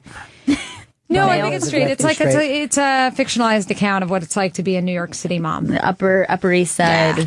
Oh, yeah. I tried to do that. Yeah. I tried to do that when it first came out. Spread your hood. Because it's in my neighborhood. Yeah. And I'm like, no, not going to do it. But she's really good. She wrote it. She stars in it. Right. She's written a bunch of Are you books. trying to get in it? Is that why you had her on the show? I just like the show. I like her. She's Could you smart be and one quick. with the moms, though? Definitely not. But would you go on that show if they invited you? No, it's fiction, so I'd have to be a good actor. I don't know that I'm a good actor. I thought every time that you weren't crying, it was good acting. It is, isn't it? Though? She's I acting have to happy. agree with you. But I don't think I'm very straightforward about my in and out of tears. Weren't you in a movie once where they humiliated you on the Today Show? What was that called? That was not a movie. That was real life. Oh, God. Oh. And then they had to go 2 segments with it? Yeah, there were so many. We're back. Alexa still hates her. Pretty much. Have you? She's still a loser. But wait, let's talk about Gail and how great you're doing on the show. I listen every day. Aw, Thanks. I do. You're so good. Now, here's the thing about that fight that you had. Have you ever been friends with her again? No, she doesn't like me. She doesn't want to be my friend. I mean, yeah, it's no, just so I saw clear. that. She said that on the show. Yeah. I don't like Still her. holds true. Yeah. Yeah. Well, she started that rumor around about you, too. She was the one? That you had stomach surgery or something. Yeah, no, that I didn't. I don't think that's really ever been a rumor. Yeah, she said it. to No, people. she did not. She said that your stomach was stapled. Impossible. That got started by her. You've never heard anyone say that about Jenny? I heard it. That's where it started from. How much weight did you Didn't lose? happen. Because you look fantastic. I don't. I'm 8 pounds heavier than I should be right now, but Don't- 70 pounds. Don't be. I lost 70 pounds. Did it take you a long time? Or was Yeah, it fast? took me a year. No, just one staple. It took One me a quick year. I did staple. not have surgery. But a lot of people were saying that By the way, you did. if I did, I would say, I mean, I think That's what I said to them. It's a perfectly good option. If You that's told what everybody when you had your vagina stapled. You said, Yeah, well, You were very upfront about I that. had You to had be, to though, tell- I felt you know, like. Gail and I Because it were- gets so much use that if I wasn't open about it, then someone would have found out. Well, you popped the staple that Right. time. Right. But Gail and I were walking down the hall, and your show was playing Yeah. out of one of your screeners. Yeah. And we just heard you saying, you know, my vagina is, and you were talking about your vagina. Just and went I'm like, I echoing shouldn't be hearing down this. the hall. So nice because on this Odd Mom Out, they talked about how these women go for this vagina surgery to fix their vaginas. And I had 2 C-sections, so my vagina's fine. But I was saying how we were laughing, and it was like just what every woman wants, a big, gaping vagina. The best thing was No woman wants By the Story way, we're that telling- wasn't even today's show. Oh, no, it wasn't? No, I was talking about my vagina on another show. It Now we gets a lot of realize. It was like last week. Uh-oh. Yeah, well, the vagina comes up in conversation. Was it Friday's vagina talk or Thursday's vagina talk? Well, Gail, when you're with your girlfriends, Sure. you go right to your body, don't you? Yes, that's what women do. Yeah. Chris, how long have you and I known each other? 8 years, over 8 years. We ever start talking about our dicks? Never. No dick talk between you and I. How's your nuts doing? You happy with them? They're feeling pretty good today. There's a simplicity to the penis, I think, that doesn't need conversation. Simplicity. Yes. Yes. Everything's all laid out. You for know Yeah, it. you are right. It You know does what? what it I'm gonna does, give you and then that. It's a move world on. of wonder. Yeah, that's Confusion. true. Yeah. Immediately, everybody knows what it is and what it does. Right. And that's it. There's no, we don't have to go buy checklies to see how your cock is Our doing. stuff, it's all hidden. But what do you find weirder? What? That your stuff is so tucked away, or that men have this thing dangling on the outside of themselves? I think both of the options have their benefits and their pros and cons, if you will. Well, That's what I think. the outer dangling situation is very hard for me to understand. Well, we don't have it. It's just, 'Cause I if don't you know have it, how you you need to live. get that 'Cause fixed. It this doesn't is seem what to be I'll good say. engineering. It's terrible engineering, and I think that it's already so uncomfortable to be in human skin. I think it's like so. this added thing. Awful. Isn't it already kind of just like Well, uncomfortable? you know, Yes. first of all, the fact that men play sports and that you take this thing out that sometimes only needs to be tapped to be in. Oh, yeah. You know what I It's mean? very Like, vulnerable. Sometimes it's just the odd glance. Yeah, doesn't that have causes to- a problem. But Yes. so why don't you guys just walk around with cups all the time? You know what's really funny? I don't even see guys playing football wearing cups anymore. Nobody wants to be slow. Nobody wants to be slowed down. Now, when I was younger and I played football, and I'm talking about like little league age, the coach would come around and tap your penis to make sure he hit cup. Inappropriate, as Yeah. far as I'm concerned. In those days, nothing was inappropriate. So he would keep knocking, cup knock. and then every once in a while, he was gonna go and he'd be like, "I knew one of you guys wasn't wearing a cup. How many times I tell you? You know you're gonna end up not being able to have babies because of this." And I go, "We're playing Upland in 2 fucking weeks. That's all I can focus on right now. It's all the cup knocking that's Yeah. going to do it for us. Ay, ay, ay. We're 0-4, and we're going to be looking at Ridley before you know it. I'm nervous." But yeah, so it's always a thing. And then, there's somebody will be ruptured really bad. Like everybody has that one friend who had some kind of accident where he had to go have a nut taken out. Well, Yeah. you've heard about when there are men who've had the twisted testicle thing Yes. happen, and that's random and scary.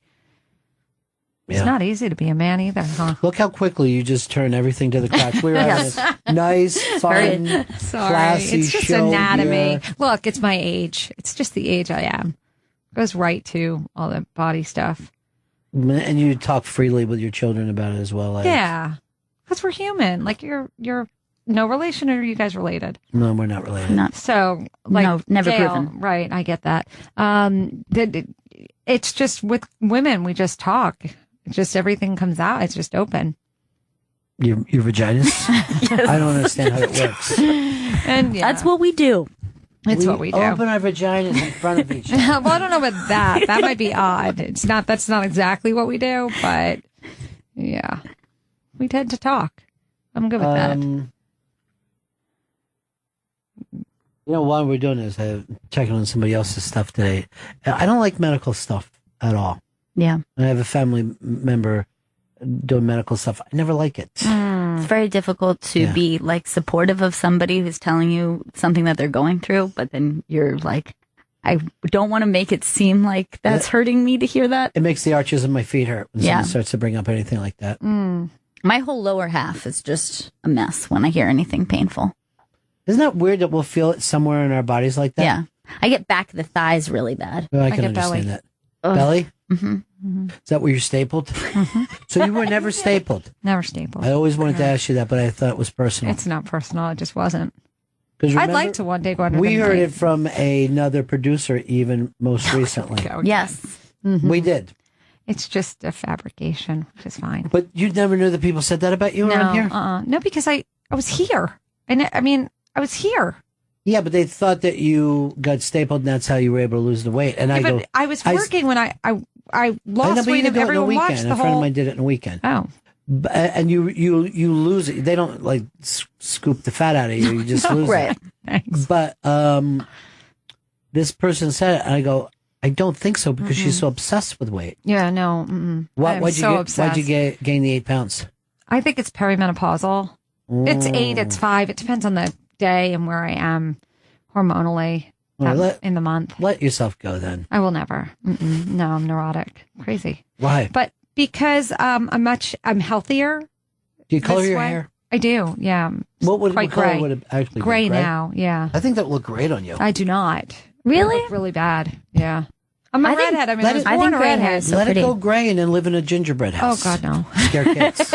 I think I scare kids already. No, kids like you. Where'd you ship your kids out to this summer? Jews don't keep their children in the summer. Well, one of them was home for half the summer, and then the other one. You hate that? Oh no, I actually, he had a great time. He went and took a class at Columbia Uptown, and he was like a city kid. He was taking the train. Well, he was taking the Long Island Railroad, so that's not what city kids do. But he was taking the subway, and I was a nervous wreck. It was good. How old is he? 16. I mean, he should be allowed to do that. Right, He's absolutely. 16. But I'm a wuss of a mother. Well, and now where is he? Camp? Yeah, second half. Same with my daughter. They love to send their kids away. Yeah. They like to go. Well, I would too if I had Jewish I knew you parents. were gonna say that. That's the first thing. I gotta get right out of in. here. There we go. Break. Right I in. go, ever since she got the staple, she's acting like a maniac. I was a maniac before, during, all the weight stuff. You going to do Still a Ant's maniac. new show now that he's moving into the city? If they invite me, sure. Oh, they haven't invited Not you yet. yet? Mm. But I'm not worrying about It's it. like when Pete didn't invite you to that I was Giants very of hurt. Radio. I was so upset. Wow. Yeah. That Let was me say- really It hurt my shocking. feelings. Here's how I found out about it. Yeah. Pete, he gets a text on his From phone. me. And then he's smiling and he's showing me. Of and course he's he was laughing. cracking up because I was Yeah. like, I can't believe you didn't invite me. You had everybody from Yeah. Sirius XM who was a notable, Mm-hmm. like a potpourri thing they used to do on Jeopardy, potent potable.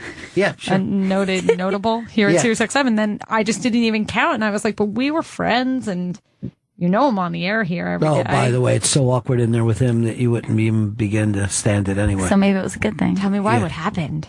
Well, he was just, he was an unpleasant interviewer. He was an attacking. Not buying that. He was an attacking, probing, no conversational thing like we're doing. Right. Like this. So How it'd be was the like prep? this. So I understand there's some rumors going around. Your stomach was stapled? Stomach stapled? Is that what happened to you? It's like, easy, dude. We know each other. He had a lot of research, right? Yeah. Oh, God. Yeah, there was tons of research. I know boats came up. You go to the Big Billy Joel show at Long Island today? Shutting not. down the Coliseum. No, I'm not going to that. I thought you went to every Billy Joel show. No, I've been to Billy Joel show, but I'm not going to that one. It's you love one of Billy Joel? I do love Billy Joel. Everybody in Long Island does. They do. I think people even not in Long Island. I don't know. love I've Billy never Joel. met anyone not from Long Island. So right now, I just I get that's that. That's my little- soul circle. Yeah, that's my little world. That's it. That's all you, yeah. That and summer camp still go away. Very small world. I hear you. It's my friend's birthday, so I actually have a birthday dinner to go to. Who's your friend? My friend Debbie. It's her Oh, I was birthday. hoping it was Alexis Stewart. No, we're not friends. Still, huh? Yeah. I don't think she'll ever want to be my friend. Been a lot of years now, right? It has, 17 since you guys haven't talked. I know the Today Show was in black and white. Like 4 I years. saw that. Jenny Hutt is sitting in with us. She's talking about her stomach staple and her vagina. Did not And staple her either. breakup You love with staples. I Alexis do, but Stewart. not in my vagina or my belly. I just like them with papers. If you were going to, let's suppose that your husband died, and God forbid. God, what Just is God he forbid. doing? Poo, poo, poo. Who would we put Jenny with? Because I think I got the Wow. 1,000 times. But if you got to prepare for this. Cannot prepare for it. God is so nauseating on a multitude of levels. A coworker, you mean? No, just somebody that we could put her up with. 'Cause I think Jeffrey Gurian. Oh my God, you guys would be really good He's together. also, he jumps around. He's like you. He's always I've trying to heard get his him name on the out air. there. I'm trying to think if Have you met him? No. He's like you, a member of the tribe. Like You're saying a Jew can only be with a Jew? I'm saying they should only be with the Jew, right? If we want to keep having Jews, Jewish missionaries. I heard that the Jewish population is on the rise, the most it's been since the Holocaust. Right. Yeah, but it only takes one bad leader. You know what I mean? And the numbers dip, so keep them going. Okay, keep them up. But you know what people are surprised about that don't live in this area is how few Jews you get in between here and Beverly Hills. Yeah. There's pockets. One of them, weirdly enough, is Oklahoma. Really? Minnesota, Minneapolis has a lot of Jews. That's right. We all know each other, too. But there are parts of the country where you just... Now, Miami, Jews. Tampa, no Jews. Yes. When I grew up in Tampa and was completely unaware of Jewish culture and then went to Miami and then also New York, and they were like, why don't you know this whole side of culture? Like, that's what New York culture is, actually. Sure. So much has to do Well, so with is it. comedy culture. That's why I became aware of it as a little kid. Right. I was just like, I just want to be a funny Jew writing jokes in the back of some, I'm thinking of gags for tonight. I'm like, this is fucking great. How do I get there? Then you eat big sandwiches and Chinese food right out of the carton. I love That's a what I good wanted sandwich. to do. But you get to a lot of people, a lot of places in the country, and they're just not aware. Yeah, but I think that also Jews in New York don't understand that people are unaware. They're like, I think that they have an idea that this is how it is everywhere. I actually did know that, though, because I went to a school. My parents had me at a school that wasn't Jewish-centric. It was mostly not Jewish. So I was exposed to... Yeah, it was Long Island. Even if Jews or Italians. It was mostly Italian. And they kind Which of are pretty close. Yeah, they're kind of close in attitudes and all. But the someone said to me, "Do you think we'll ever have a Jewish president?" I'm like, "You obviously haven't been to the other states out there, Right. You know what I mean?" Yeah, yeah. No, we're not loved everywhere. No, it's okay. No, Yeah, not even by other Jews. I know. Not And even how it known. always- Yeah. Let alone loved. I remember It is true. The not known thing is totally bizarre. Like, there are people who still believe that Jews have horns. You don't. Well, do you see Okay, them? there you heard it, ladies Do and you gentlemen. see them? Breaking news stories all the time. You know what's always funny, though, in this business, like if I would introduce two Jewish guys to each other, you know, like one would be my agent, another would be like a program director, they would always not get along. I'm like, oh, you two guys remind me so much of other. And then because they wanted to be the one who took care of that thing of Gentiles. I've got you. I'm running everything here. Do not listen to him. He's a piece of garbage on a garbage truck. I'm like, I thought you guys, you seem like you come from the same neighborhood. I thought you were going to be pals. You seem like you're related. Why are you? So you think that's one of the big problems Alexis had with you? I don't. No. Mm-mm. I think the big problem was me. I think you just. Do you still you think it's your fault though? You blame yourself? I don't. No, I don't think that I did something specific. I think just my being wasn't something that she was interested in being around I think you anymore. lost weight. That's what did it. And then people were like, "Oh my God, she looks so good." And Yeah, but that's she didn't care for it. Yeah, but that's her. That's not really about me. That's about her. yeah, but still, that was about you. You're Do you much think that- friendlier and outgoing and easier for pretty girls. Can't to stand conjecture next to. gets me nowhere. You're like, we're both not now. Sis. This show stinks. That is exactly She never my went back mentality. to doing radio, did she? Yeah, she didn't do it again. I don't think. I mean, I don't. Again, we don't speak, so there's not. I don't. Well, she's going to be stuck with, just having that $700 million that her mom gave her. I don't know what she's going to do when that runs out. How's she going to make it last? As rich as she was, she still needed a blanket around her at all times. Well, it gets cold in here. It was like a refugee. Oh, boy. It's like a yacht went down and it had to swim to shore. Oh my God. Were you in shock? Yeah. I'm in shock that she left the house at all. So why you ever crank call her at night? No, I mean, I'm a grown up. If someone doesn't want to be my friend anymore, I can let it go. I'm all right. But now you can have the people on your show that you want. She didn't let you book a lot of the people that you want. It's really fun. My show's fun. I get to have a lot of people on and talk to interesting people, and it goes Without well. her going, So now you do the show you want. Yeah. Now you're HBIC. It's fun. I used to be the only person invited on your show. That's so funny that you just said it HBIC. What's that mean? Because, well, it means hot bitch in charge. Head. Hot bitch. and hot. Oh, And head. so Because she's- You could have because hot. we did hot. Because a group of girls went away to a spa for a few days, and we had that hashtag on the back of the birthday T-shirt for my So sister. Because my sister was the hot cool. bitch in charge. So cool. Yeah, That's it was cool. her birthday. Yeah. Well, One thing I like is see a lot of middle-aged women wearing hashtags on their T-shirts. They could all follow listen, each other. it's all just what you got to do to get by, my friend. What do you mean? The How's aging that thing helping you is get so by? not fun because that just makes us laugh. We know it's tongue in cheek. We're not. I don't know if you do or not. We hashtag in our group texts, in our group chats. How come I'm never part of that? I'm following you now, too, on Twitter. Is Bennington now following Yeah, me? we No, found it you. isn't. Yeah. Did that happen Yes. today? This is like the most exciting thing. Aw, So I'm now so we're gonna- happy. yeah, Thank Chris, you. we're good. You found the button, Chris? I try to figure This is things out. Back to the vagina again? I didn't have to be asked, by the way. I know, because you're awesome. Who's your producer now? Nakia, I love her so much that You every hate your old day, producer. every day, I'm so grateful that she's my producer. And I mean, you could Sarah Beth, who's a friend of yours, Yes. Gail, who does call screening for me or comes. I tell so her good. all the time. Not so No, good. she knows how much I love Nakia. Like I can't stop talking about how great she is because she's just fantastic. And so every day I'm grateful because I'm always You nervous. turned down Joe as your producer, and I we didn't took turn him down. now. I didn't I'm turn still down angry about anybody. that. But Yeah. You turned down Joe, and you turned down who? Big guy? Vito? Yeah, Vito. I didn't really make any decisions, but I don't know that I turned I almost said a anybody racist down. thing and called him Big Anthony. You turned down Big Anthony. She's That's great. right. You can turn down people. Not really. I mean, maybe you could turn down people. You can't really pick people, but this worked out. So, I mean, this is just, she's so awesome. She's smart and well read and cares. I'll trade you right amazing. now for Hicks. I'll give you Stanley. Oh my God, should we Stanley do a producer is- swap day? Let me tell you something. Oh my Producer God. swap Like, day. Chris Stanley is fantastic. He really is. Oh, on your level, yeah, he'd be unbelievable. No, he's and his boy band haircut. I love it so much. Every day when I see him walk by. Somebody gay. Yeah, this is. No, it isn't. I think it just looks really handsome. What boy But- band has this hair? But let me tell you something. That Nakia is hot stuff. She is talented and just on it. She's great. Hey, I just got a spy report right now. Oh boy. Tonight at Billy Joel concert, he's doing Piano Man. So Wow. Nice. Yeah. That's Keeping the blown my streak mind. That's really Keeping the unexpected. streak alive. That's crazy town. Oh, I just got a text from someone at Anthony's show.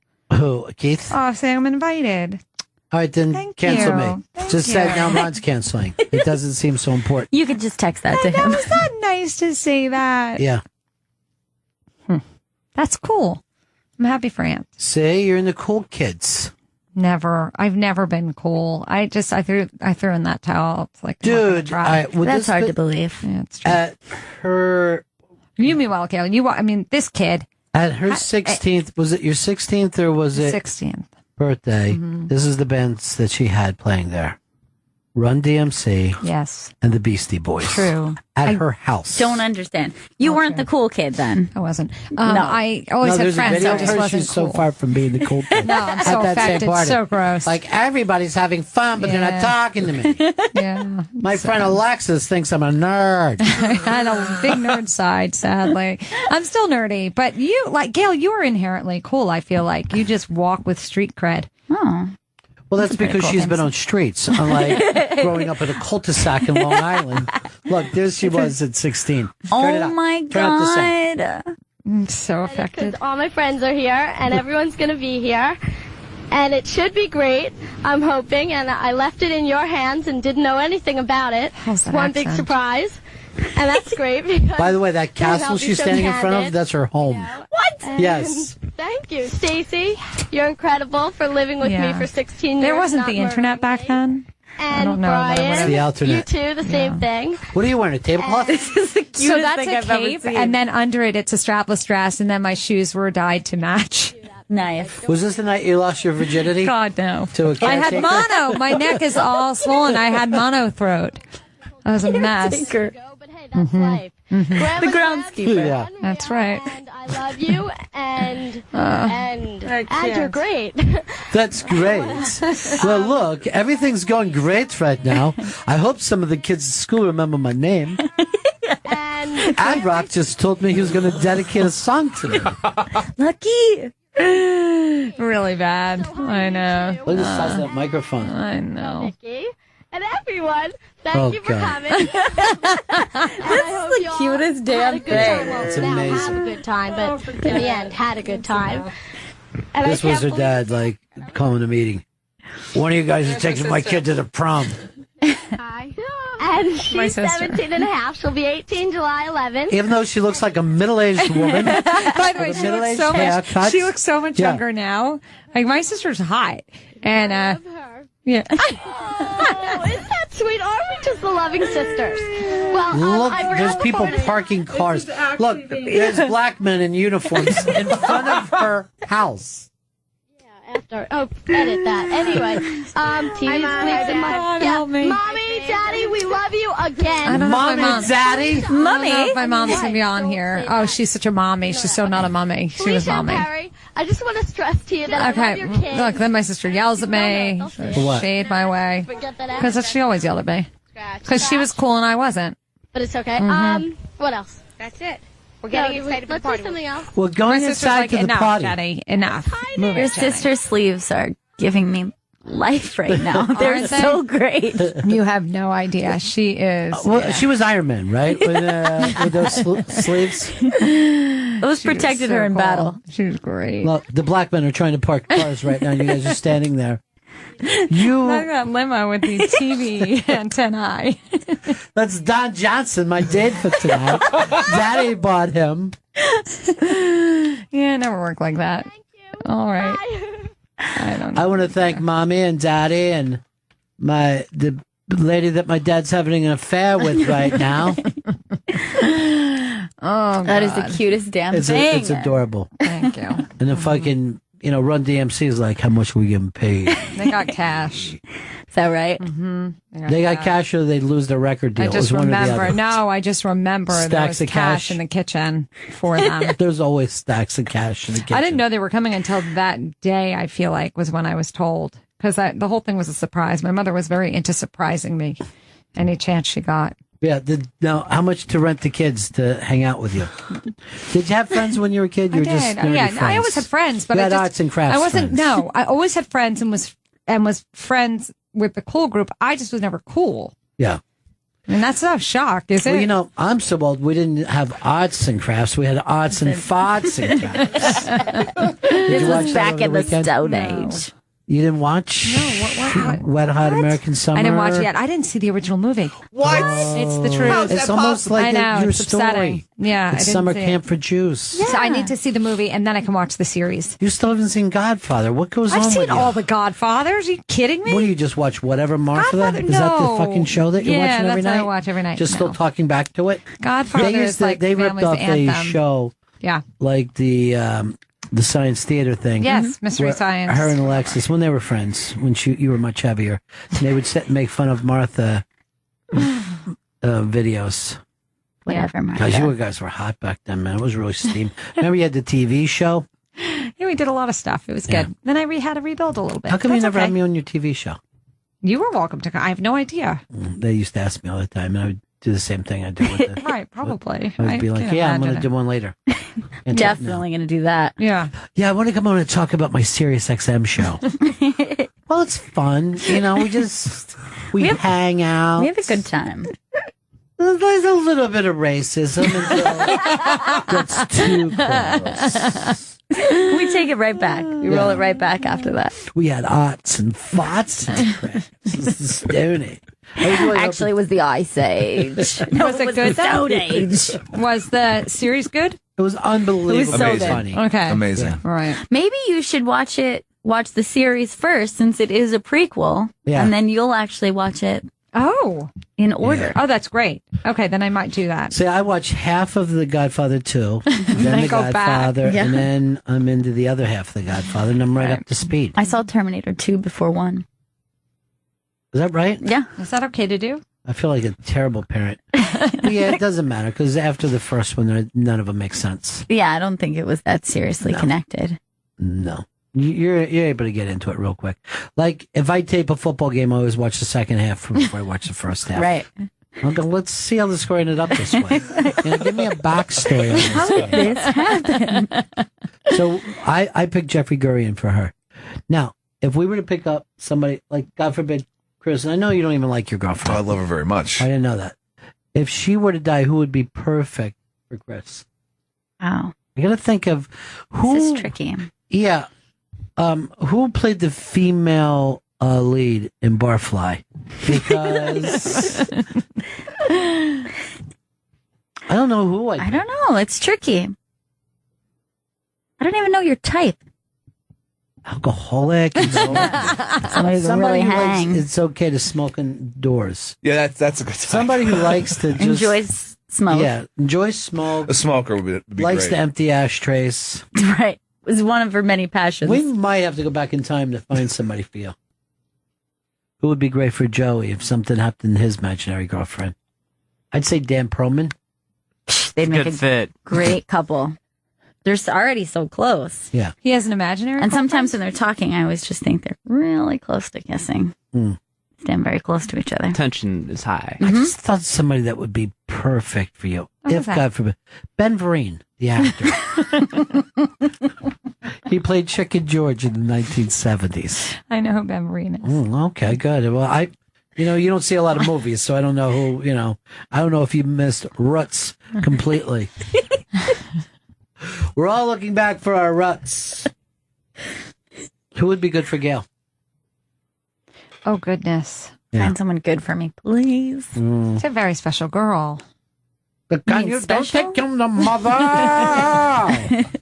I don't know. I could see you.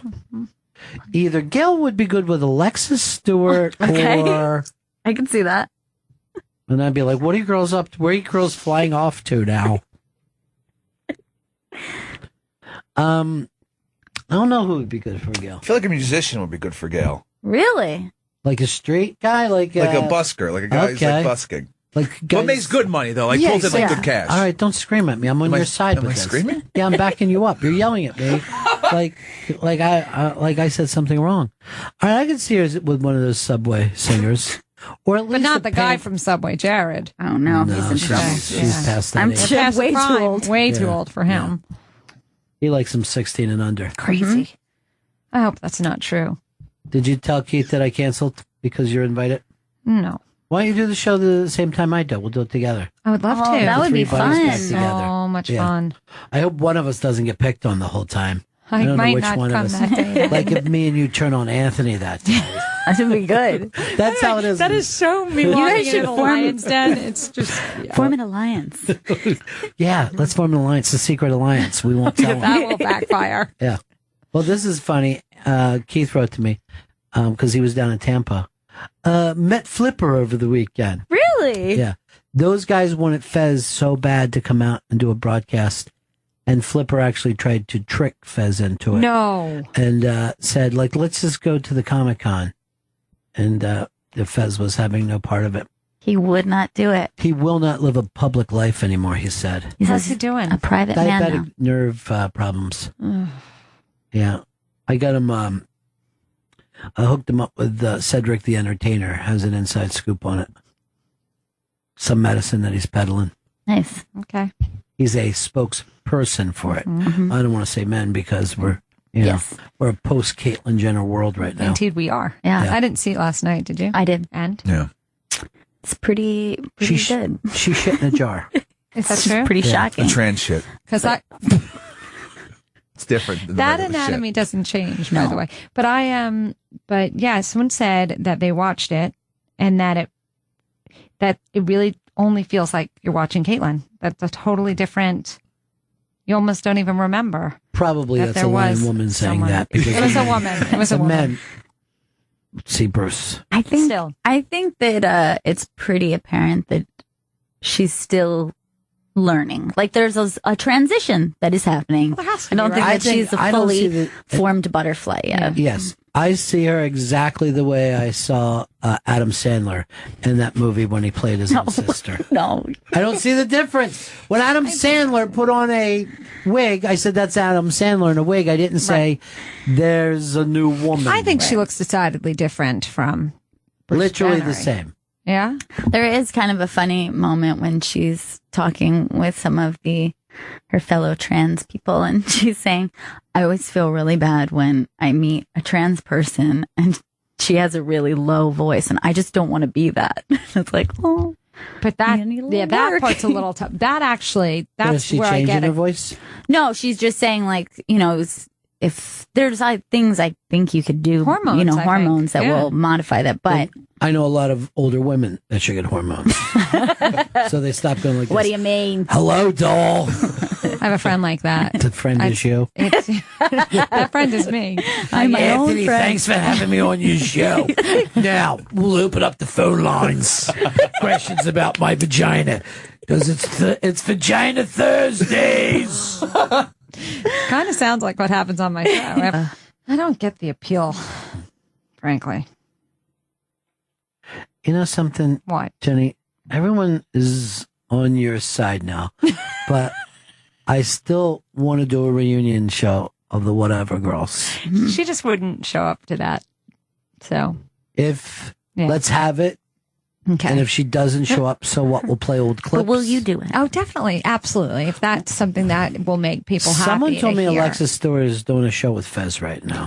Whoa. Now, isn't this funny? Look, Blowing my mind. Yeah. you and Alexis, me and Fez, O&A. Wow. All Earth Dude. I never even thought of that. Yeah. But I think the least amicable of the splits was mine, frankly. Oh. I mean, I understand. Yeah, I think that mine had the most sort of dramatic flair to it. Yeah. Well, we were the only ones who really did a goodbye show. Yeah, it was Well, you guys, it wasn't an issue with how much you loved each other, respected each other. It was just a time for a change. I think. Ouch. Sit in judgment like that seems weird for me. You know what I mean? Especially when I don't Fez know if isn't that's here to judging. I defend think that's himself. supporting, actually. Oh, it was? Yeah. It came off weird then. Love Fez. Chris, you want a break here? Yeah, we should take one more break. Okay. Hey, I said take. We're gonna take one more break. Thanks for having me in, you Oh, guys. you taking off now? I gotta It's run so out- nice to out see big you. city. Yeah. Thank you for having me. Let's be careful with that 8 pounds, though, okay? Let's not turn that into 6. Might be 7 this morning. I mean, I'm on the scale every day. I know, It's but terrible. seriously, it just seems like Yeah. it's going to go to 30 before you know. It will not. What are you, nuts? Somebody told me you stop on the way home and get a pie every day. I do. Really? But how do they know? Well, people, because you're They're Periscope. watching you. GPS. I You're do Periscope, but I Periscope when I eat happily. Yeah. Yeah, that's what I do. I like that Periscope. It's fun. Yeah, somebody told me they saw you Periscoping when you're sitting on a bidet the other morning. It does not happen. No. I'm on a bidet right now. The Periscope's open. This is so cool, guys. How do you alert people that you're on Periscope? It goes Twitter. through my Twitter. Oh, okay. So when I'm on. I got to get one of those Twitters. Yeah. I Is it don't a know, why separate don't you- machine? It is. Why don't you do Twitter? You'd be so funny. Yeah, I'm already funny here. I don't want to be funny You anywhere are else. funny here. Then I'm done. Right. See, for me, it's a job. For you, it's a life. It's 24 hours a day. Yeah. You know, I never saw Real World, and I went, oh, I hope life becomes like that. Break. Right back. Bennington. This is Bennington, Raw Dog Comedy Hits, Sirius XM 99. Let's see. All-time favorite heroes. Well, I have to say Albert Einstein. Mother Teresa of Calcutta, of course. And next, I would go with Mr. Tito Beveridge. Why? Not only has he brought the world a great vodka, but he's also brought the world a great website. Chris, why do you go to that website? Well, there's lots of great songs there. Mm-hmm. There's lots of great recipes. They love dogs over at Tito's Vodka. I'm always checking that out. I bet that if you got a good song going, they might even post it up there. Or maybe Tito'sVodka.com would like to have a lovely picture of Birdie. Oh, yeah. They love a picture of Birdie. It's fun. It's super fun. You know what? Because you build a community of like-minded people, people who enjoy vodka and people who enjoy having a good time, and quite frankly, people with that entrepreneurial spirit. Barry Crimmins and Bobcat Goldthwait, I told you the other day, they brought up having a Tito's moment during the Unmasked, and then later were given a beautiful article in the New York Times. That's the type of thing that I love. All of us get together and we have these shared interests, and then the New York Times just says, that's the place to be. I like to get them hanging over at titosvodka.com. It's the only website I go to. I also go to Heidi.Klum. I'm not going to lie to you. Well, she's a beautiful lady. I don't judge people by that. I judge them by what's on the inside. Sure. Their kidneys, their pancreas. That's how I judge her. Well, I'm not sure how healthy she is. I just, I can only see the outside. I'm 100% sure. Oh, wow. All right. I'm going to go so far to say she's the healthiest person in this solar system. It's good German engineering. You know what? Race doesn't play. Oh. In the 90s, dude. This is a time of grunge. I misspoke. Yes, you have. If you had your own language, misspoke and spoke would mean the same word. It would be your version of aloha. And you would eat Spam with everything. Fry up some nice Spam in the morning. Chase that down with a vodka tonic. Spam, spam, spam, spam, spam, spam, spam, spam. Well, yeah, everything goes a little better with Tito's, doesn't it? Hell yeah. I'm a huge fan.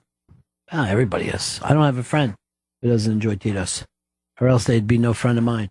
I say this, if your friends don't drink Tito's, then they're no friends of mine. We can dance. We can dance. Everybody stare at your pants. Put that up. That might be a great song. Okay. I'll go over to titosvodka.com and let them know. Yeah. I gave some Tito's vodka to a friend of mine who's deaf mute. And the weirdest thing is no way to communicate to me how much they like, except for a smile. That's beautiful. Just gave me a beautiful smile, and I go, no, on the inside.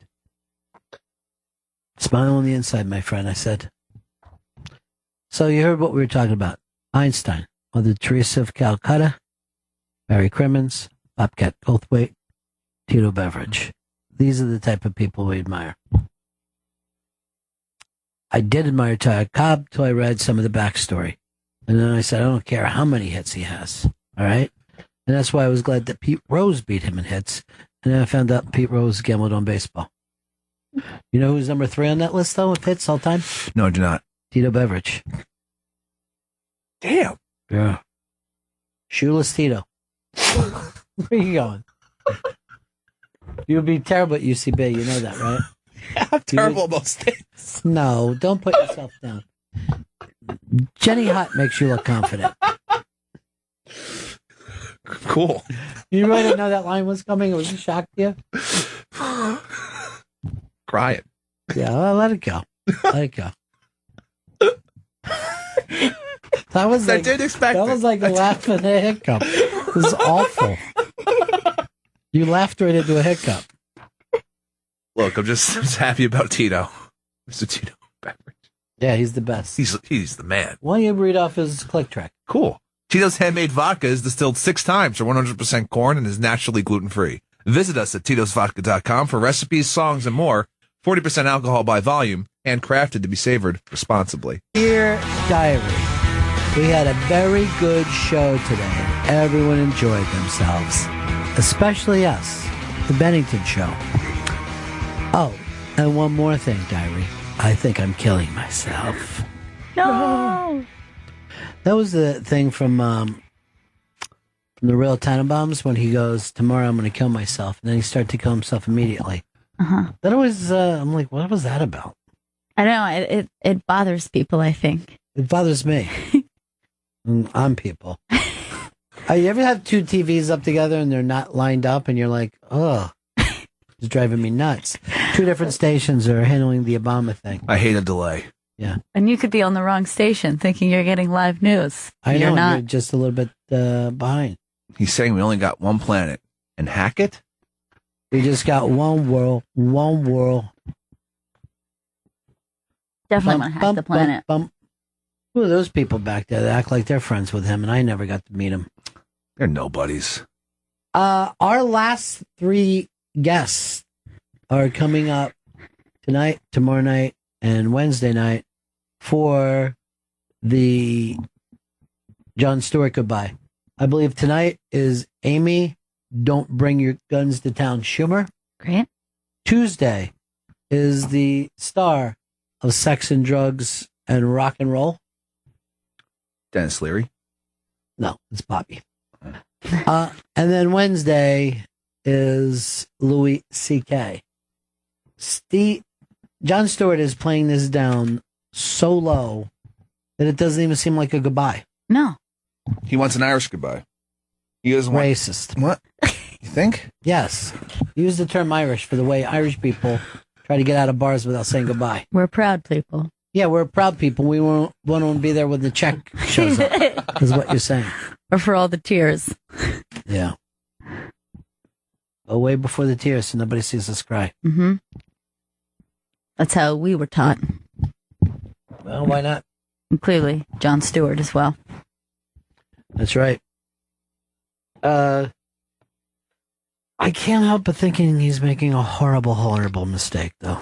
Yeah, I think it feels that way because no one was asking for this. Yeah, it feels crazy premature. Yeah. Yes, with David Letterman, you were like, you know what, Dave? You were great, and the times changed, and it's not your fault. Right. Your type of humor is not the type of humor they do on late night anymore. Right, and he was, saying he felt very confused about the short clips and the vines of his show. He felt confused whenever he left the house. He was like, didn't there used to be a school here? Right. I'm starting to feel like I've been in New York too much because the other day I went past this school I go by and there's this giant glass building. Yeah. And I'm like, what happened to the high school that was here? And everyone's like, oh, they put up a giant glass building last week. And I'm like, I'm just tired of everything changing. Yeah, that's too much. Just like it was like at 57th and 2nd, Chris. Remember that high school? Yeah. Sat there forever? It's gone. They gutted a high school. Well, they need a condo, that no one's going to live in. They are taking a church out in my neighborhood and putting in a glass building. A church. And really? It was the thing. It was the church my buddy Artie got married in, right? That church? Yeah. Beautiful old church. I know because I go to secret meetings in the basement there. Uh-huh. Beautiful church. Getting rid of it. Now, I will say this. A church, you build a whole building for an hour a week. It is a stupid business plan. Doesn't Either make have sense. church every day, or why don't you guys split up the building? Yeah. You all need it? Maybe you could do it in the gym of the high school. That's what's starting to happen. What they're now calling a cafeterium. Part cafeteria, part auditorium. I mean, they're not using it on the weekends. You guys aren't using it during the week. I was telling them, I'm like, it's like you guys are paving a parking lot and putting it in paradise. Like the old song went. That old friendly song that everybody loved. When Jenny Hutt leaves, it feels like there's no one to dogpile. I know. That was fun. Miss old Jenny. Listeners love her. Mm-hmm. I can't get enough of her and her vines and her tweets and her periscopes. I can't blame them. Yeah. I mean, she turned me on to Periscope. I didn't even know what a Periscope was. Well, I knew what a literal Periscope was. But... Well, I knew about a Periscope when I was in the submarine corps. Mm-hmm. We had to know if we wanted to know what was going up topside, as we would say. You know what's gross about a submarine? I heard this. What's that? The guys, they run 3 shifts there. Yeah. And they share bunks. So there's a first sleep, second sleep, third sleep. There's not a lot of space. I'd hate being third sleep. Yeah. This smells like 2 other people slept here already. It's sweaty and jizzy in this bunk. Mind if I just stay up for a while? Guess I have to add my jizz and sweat to it. Mr. Blennon, funny. There he is. Here I go. If I was in a submarine, I'm sure the captain would say this: Bennington, please put the periscope down. All you're ever doing. Let's be lucky. Just constantly looking at land. Aren't you curious as to what's up there? Just stop it. Periscope up and staying up, sir. Think we're getting closer by my periscope. Well, according to my periscope, Captain, the periscope's caught on something. You just put it up, it just goes to the bottom of another ship. How come no one ever did that gag before? Seems like that should have been a funny gag. World War II. You know how many World War II comedies there so are? many. At the very least, it could have been in down periscope. Yeah. Nowadays, I just put up a selfie stick. Up. I got video if anybody wants to see it. I'll be editing later, too. Don't worry, Captain. I can edit right here in the phone. I put this into the periscope. I'll email you a copy. It's confidential. All right. Bennington, stop saying periscope. If you get something from the Bennington Show at Gmail, it's just some periscope shots that I sent you. Did you say periscope up? Because I put petticoat up. That's always my joke with the ladies. When they say periscope up, of course, they have to say that first. They have to say periscope up, and I reach down and grab where a petticoat would have been in the 1800s, yank it up. Petticoat up, sir! You know I said periscope. Oops. That would be the beginning of the movie. Oops. The movie would be called Periscope Petticoat Junction. Or just... Well, that would be the whole thing. I got to record stuff after the show with you, right, Chris? Yes, you do, yes. Here's an idea that I had, and maybe we could play, because our voiceover things and when we do commercials goes so poorly. I want us to start record them, and then we can play them during best ofs. Got it, all right. Because the amount of fuck-ups and screams there are to get a 30-second thing. Oh, people will get enjoyment out of it for sure. I would. I was actually thinking that. I was like, this is so annoying that if it was happening to someone else, I would be laughing.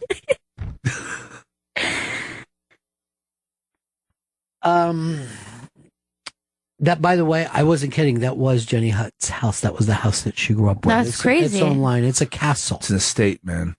I think it's gigantic. It's too big. Did you say man? Yeah. It's an estate, man. Yeah. Serious. I watched that video. I'm like, what? How does someone live in a house that gigantic? Well, you know something, Tex? You go back to Charlie Manson and tell him that you've been creepy calling and what you spotted up there. And that we could cut up the whole family. You sound frightening when we talk about it. I'm going to find that address. You stay away from that. He built a house for her on that property. She lives in what they call servants' quarters. And it's still a bigger house than everyone else that you've ever met has. In case that, too. There's no road to her house. She has to walk across the lawn. 100 yards of lawn to get to it. Mm. You know, if that was down south, everybody'd be acting like, oh, that's terrible to live that way and have those men park cars. But since it's on Long Island, it's like balling everybody. This She's is like living a that Wall life. Street, yeah. Like a wolf of Wall Street. Who wants some Quaaludes at Jenny Hutt's 16th birthday? Me? Oh. Yeah, I didn't that realize was part you of were the doing thing. I thought you said it. I can't relax lately. That's what I learned from Wolf of Wall Street. Yeah. They really liked Quaaludes. There was about a half dozen Quaalude scenes. Yes, but they also, brought up the wrong kind of fucking Quaaludes. Really? The lemons were never the best fucking Quaaludes. Those are something in my neighborhood we called Spanish ludes. Oh, no. Or knockoff. We were all about the Aurora 714s fly. The lemons were never as clean, never as strong. And they stopped making them in America. Those were the American ones, like an American. Yes. All right. Exactly right. In high school, we had silkscreen shirts, and I had a shirt that was a giant Quaalude with wings on the side that said Fly 714. And my mother threw it out when she did laundry. What? That sounds like a beautiful shirt. I know. She said she didn't want me to get in trouble. And I go, you didn't throw out my dope. You Right. threw out my T-shirt. Oh, and by the way, you just threw out my respect for you. When you tossed out that lewd shirt, you lost me in that moment. I probably said something like this. Wow. Why do you always gotta? Damn. I guess that wasn't very bad of me. I'm going to move out of here in another 18 years or so. I like it when you get in any trouble. I don't think you need those kind of shirts. It wasn't mine. Well, then his mother should have thrown it out. Everyone should throw everything out. All of this could have been avoided had you done your own laundry, but... Just drink. No, that was drink. Well, that still wouldn't happen. Like, throw out what you don't like. But I'm not doing laundry. That's for damn sure. Soapy. My skin gets I don't so know where all itchy. the stuff goes. There's too many compartments on top of this thing. Is your laundry in the basement? Yeah. Yeah. Now, do you just put it in and then go back upstairs? Yeah. Yeah. It's nice. You ever come down and see wet clothes because somebody decided to take your laundry out? Yeah, and I get real pissed. Yeah, there was a big fight in my building the other night. Don't you ever fucking touch my load. And I'm just hearing this yelling, and I was just laughing. I'm like, trouble in the laundry room. Mom. Again. Sounds like a job for me to go down there. I like that it does feel luxurious, though, when you get laundry in the basement. But anyone with a home is like, ew, what? You do your laundry with your neighbors? I mean, yes. You kind of look like a fucking Hindu pulper when you're walking down the street with laundry on your head. It's bad luck. Yeah. God, I was so happy to end that run. Let me see if there's anything else. Oh, for some reason, Chris Stanley was totally excited about the Aaron Rodgers video. Yeah. Which I didn't even... Why would that excite you? It's just showing how, he hits like a tiny net from 45 yards out. It's in practice, but still incredibly impressive. He hits a guy's hands when they're running 45 yards, and they're not just sitting there. They're actually running. I know. But it's still... It's in slow motion, so they slow it down. It's just really impressive. Have you ever watched NFL films? Yes. And seen that you've got to time someone running a post pattern? Yes. I think even more impressive is when you see a major league pitcher move his pitch by an inch. Yeah, that's like crazy. He'll find out the new strike zone and move it over an inch. What they always try to do is just throw an inch on the outside of the strike zone. Oh. It's so weird, especially when you see them just whipping their arm. But by the way, we're in baseball season. There's all these races. The wild card races are all crazy. No one knows what's happened. And turn on ESPN and it just shows guys in shorts throwing footballs back and forth. This fucking country loves football. Yeah. I mean, camp opened and they show these camps. They open the doors and people are running in like a stampede. Thousands of people to try to get as close as they can. Sick. Thousands. They're obsessed. And they showed, I guess it was in Denver. Manning let a couple little kids come out and catch the football. And it was like, isn't he the greatest guy? And I go, he threw a football to two kids. Right. What adult doesn't do that? When they see a kid, you chuck a ball at him. No, but he's important. He could have had 2 extra reps, but put it aside. This has got to be his last season, right? He's coming apart. He'll get one more after this, and it won't be with Denver. This is his last year with Denver, and I think he goes one place else for one last run. I really believe that. All right, where would you say? I'm thinking the Raiders. He goes to Oakland. What do you think? Because I think it's obvious. What do you think? He's going to Tampa to see something he can fix after this James Winston. Do you know that they gave James Winston the starting job? Yeah, I know. He's already got the starting job. And he came in overweight. Football. Don't let me start talking about it because I know. it's coming up soon. That's I don't gonna want to burn happen. out You on it. Don't get burnt out. I know. Take your time. Pace yourself. Pace yourself. Maybe it's so good we can't get burnt out on it. No. Maybe it'll be so enjoyable. It never is. I'm normally burnt out on it because they start playing 3 games a week and I get annoyed. Not all the time. Trying to watch Survivor. They've totally devalued Monday Night Football. They really have. But that happened 10 years ago. It's all about Sunday Night Football now. Yeah. And Thursday night was a little better last year. And the games were slightly better. No.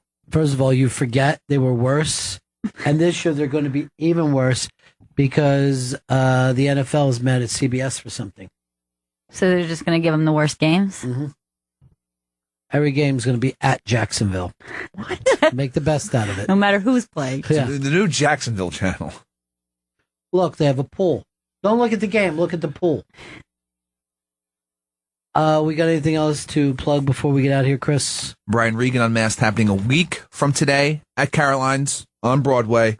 Go to theinterrobang.com for a chance to win free tickets. It's at 3 p.m. next Monday. And it's a meet and greet. You're going to meet Brian that. Regan, get your picture taken with Brian Regan. You're going to meet Joey Jojo, Gail, Dan Perlman, Chris Stanley. What's up? And I'm already saying this. I'm going to let you judge, Gail. But I think Dan Perlman and Joey Jojo need to start having a bigger place on the show. Yeah. More responsibilities. Beef up the roles there. Beef up the roles on and off the air. Oh, beefy roll. Now, who can we take away spotlight from? And jobs. I like having jobs and spotlights. Oh, you elect yourself? That's interesting that you came up with that, Chris. I'm not electing myself. First good idea you've had in quite some time. No, I'm not giving out any idea for that. The opposite.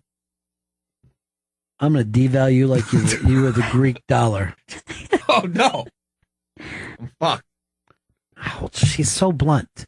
One thing I like about you guys, you're never blunt. Mm-hmm. Subtle. There's a subtlety to them. There's some new kids in town. Chris don't want to hear it. I had to jump in because I want him to sing I Don't Want to Hear It. I have to jump in and play his part as well. All right, we'll talk about that later. We'll see you guys back in here tomorrow morning. And we'll see you again in 1974. Ladies and gentlemen, the evening is over. We hope you all enjoyed yourselves, and we'll see you all again in 1974. Good evening!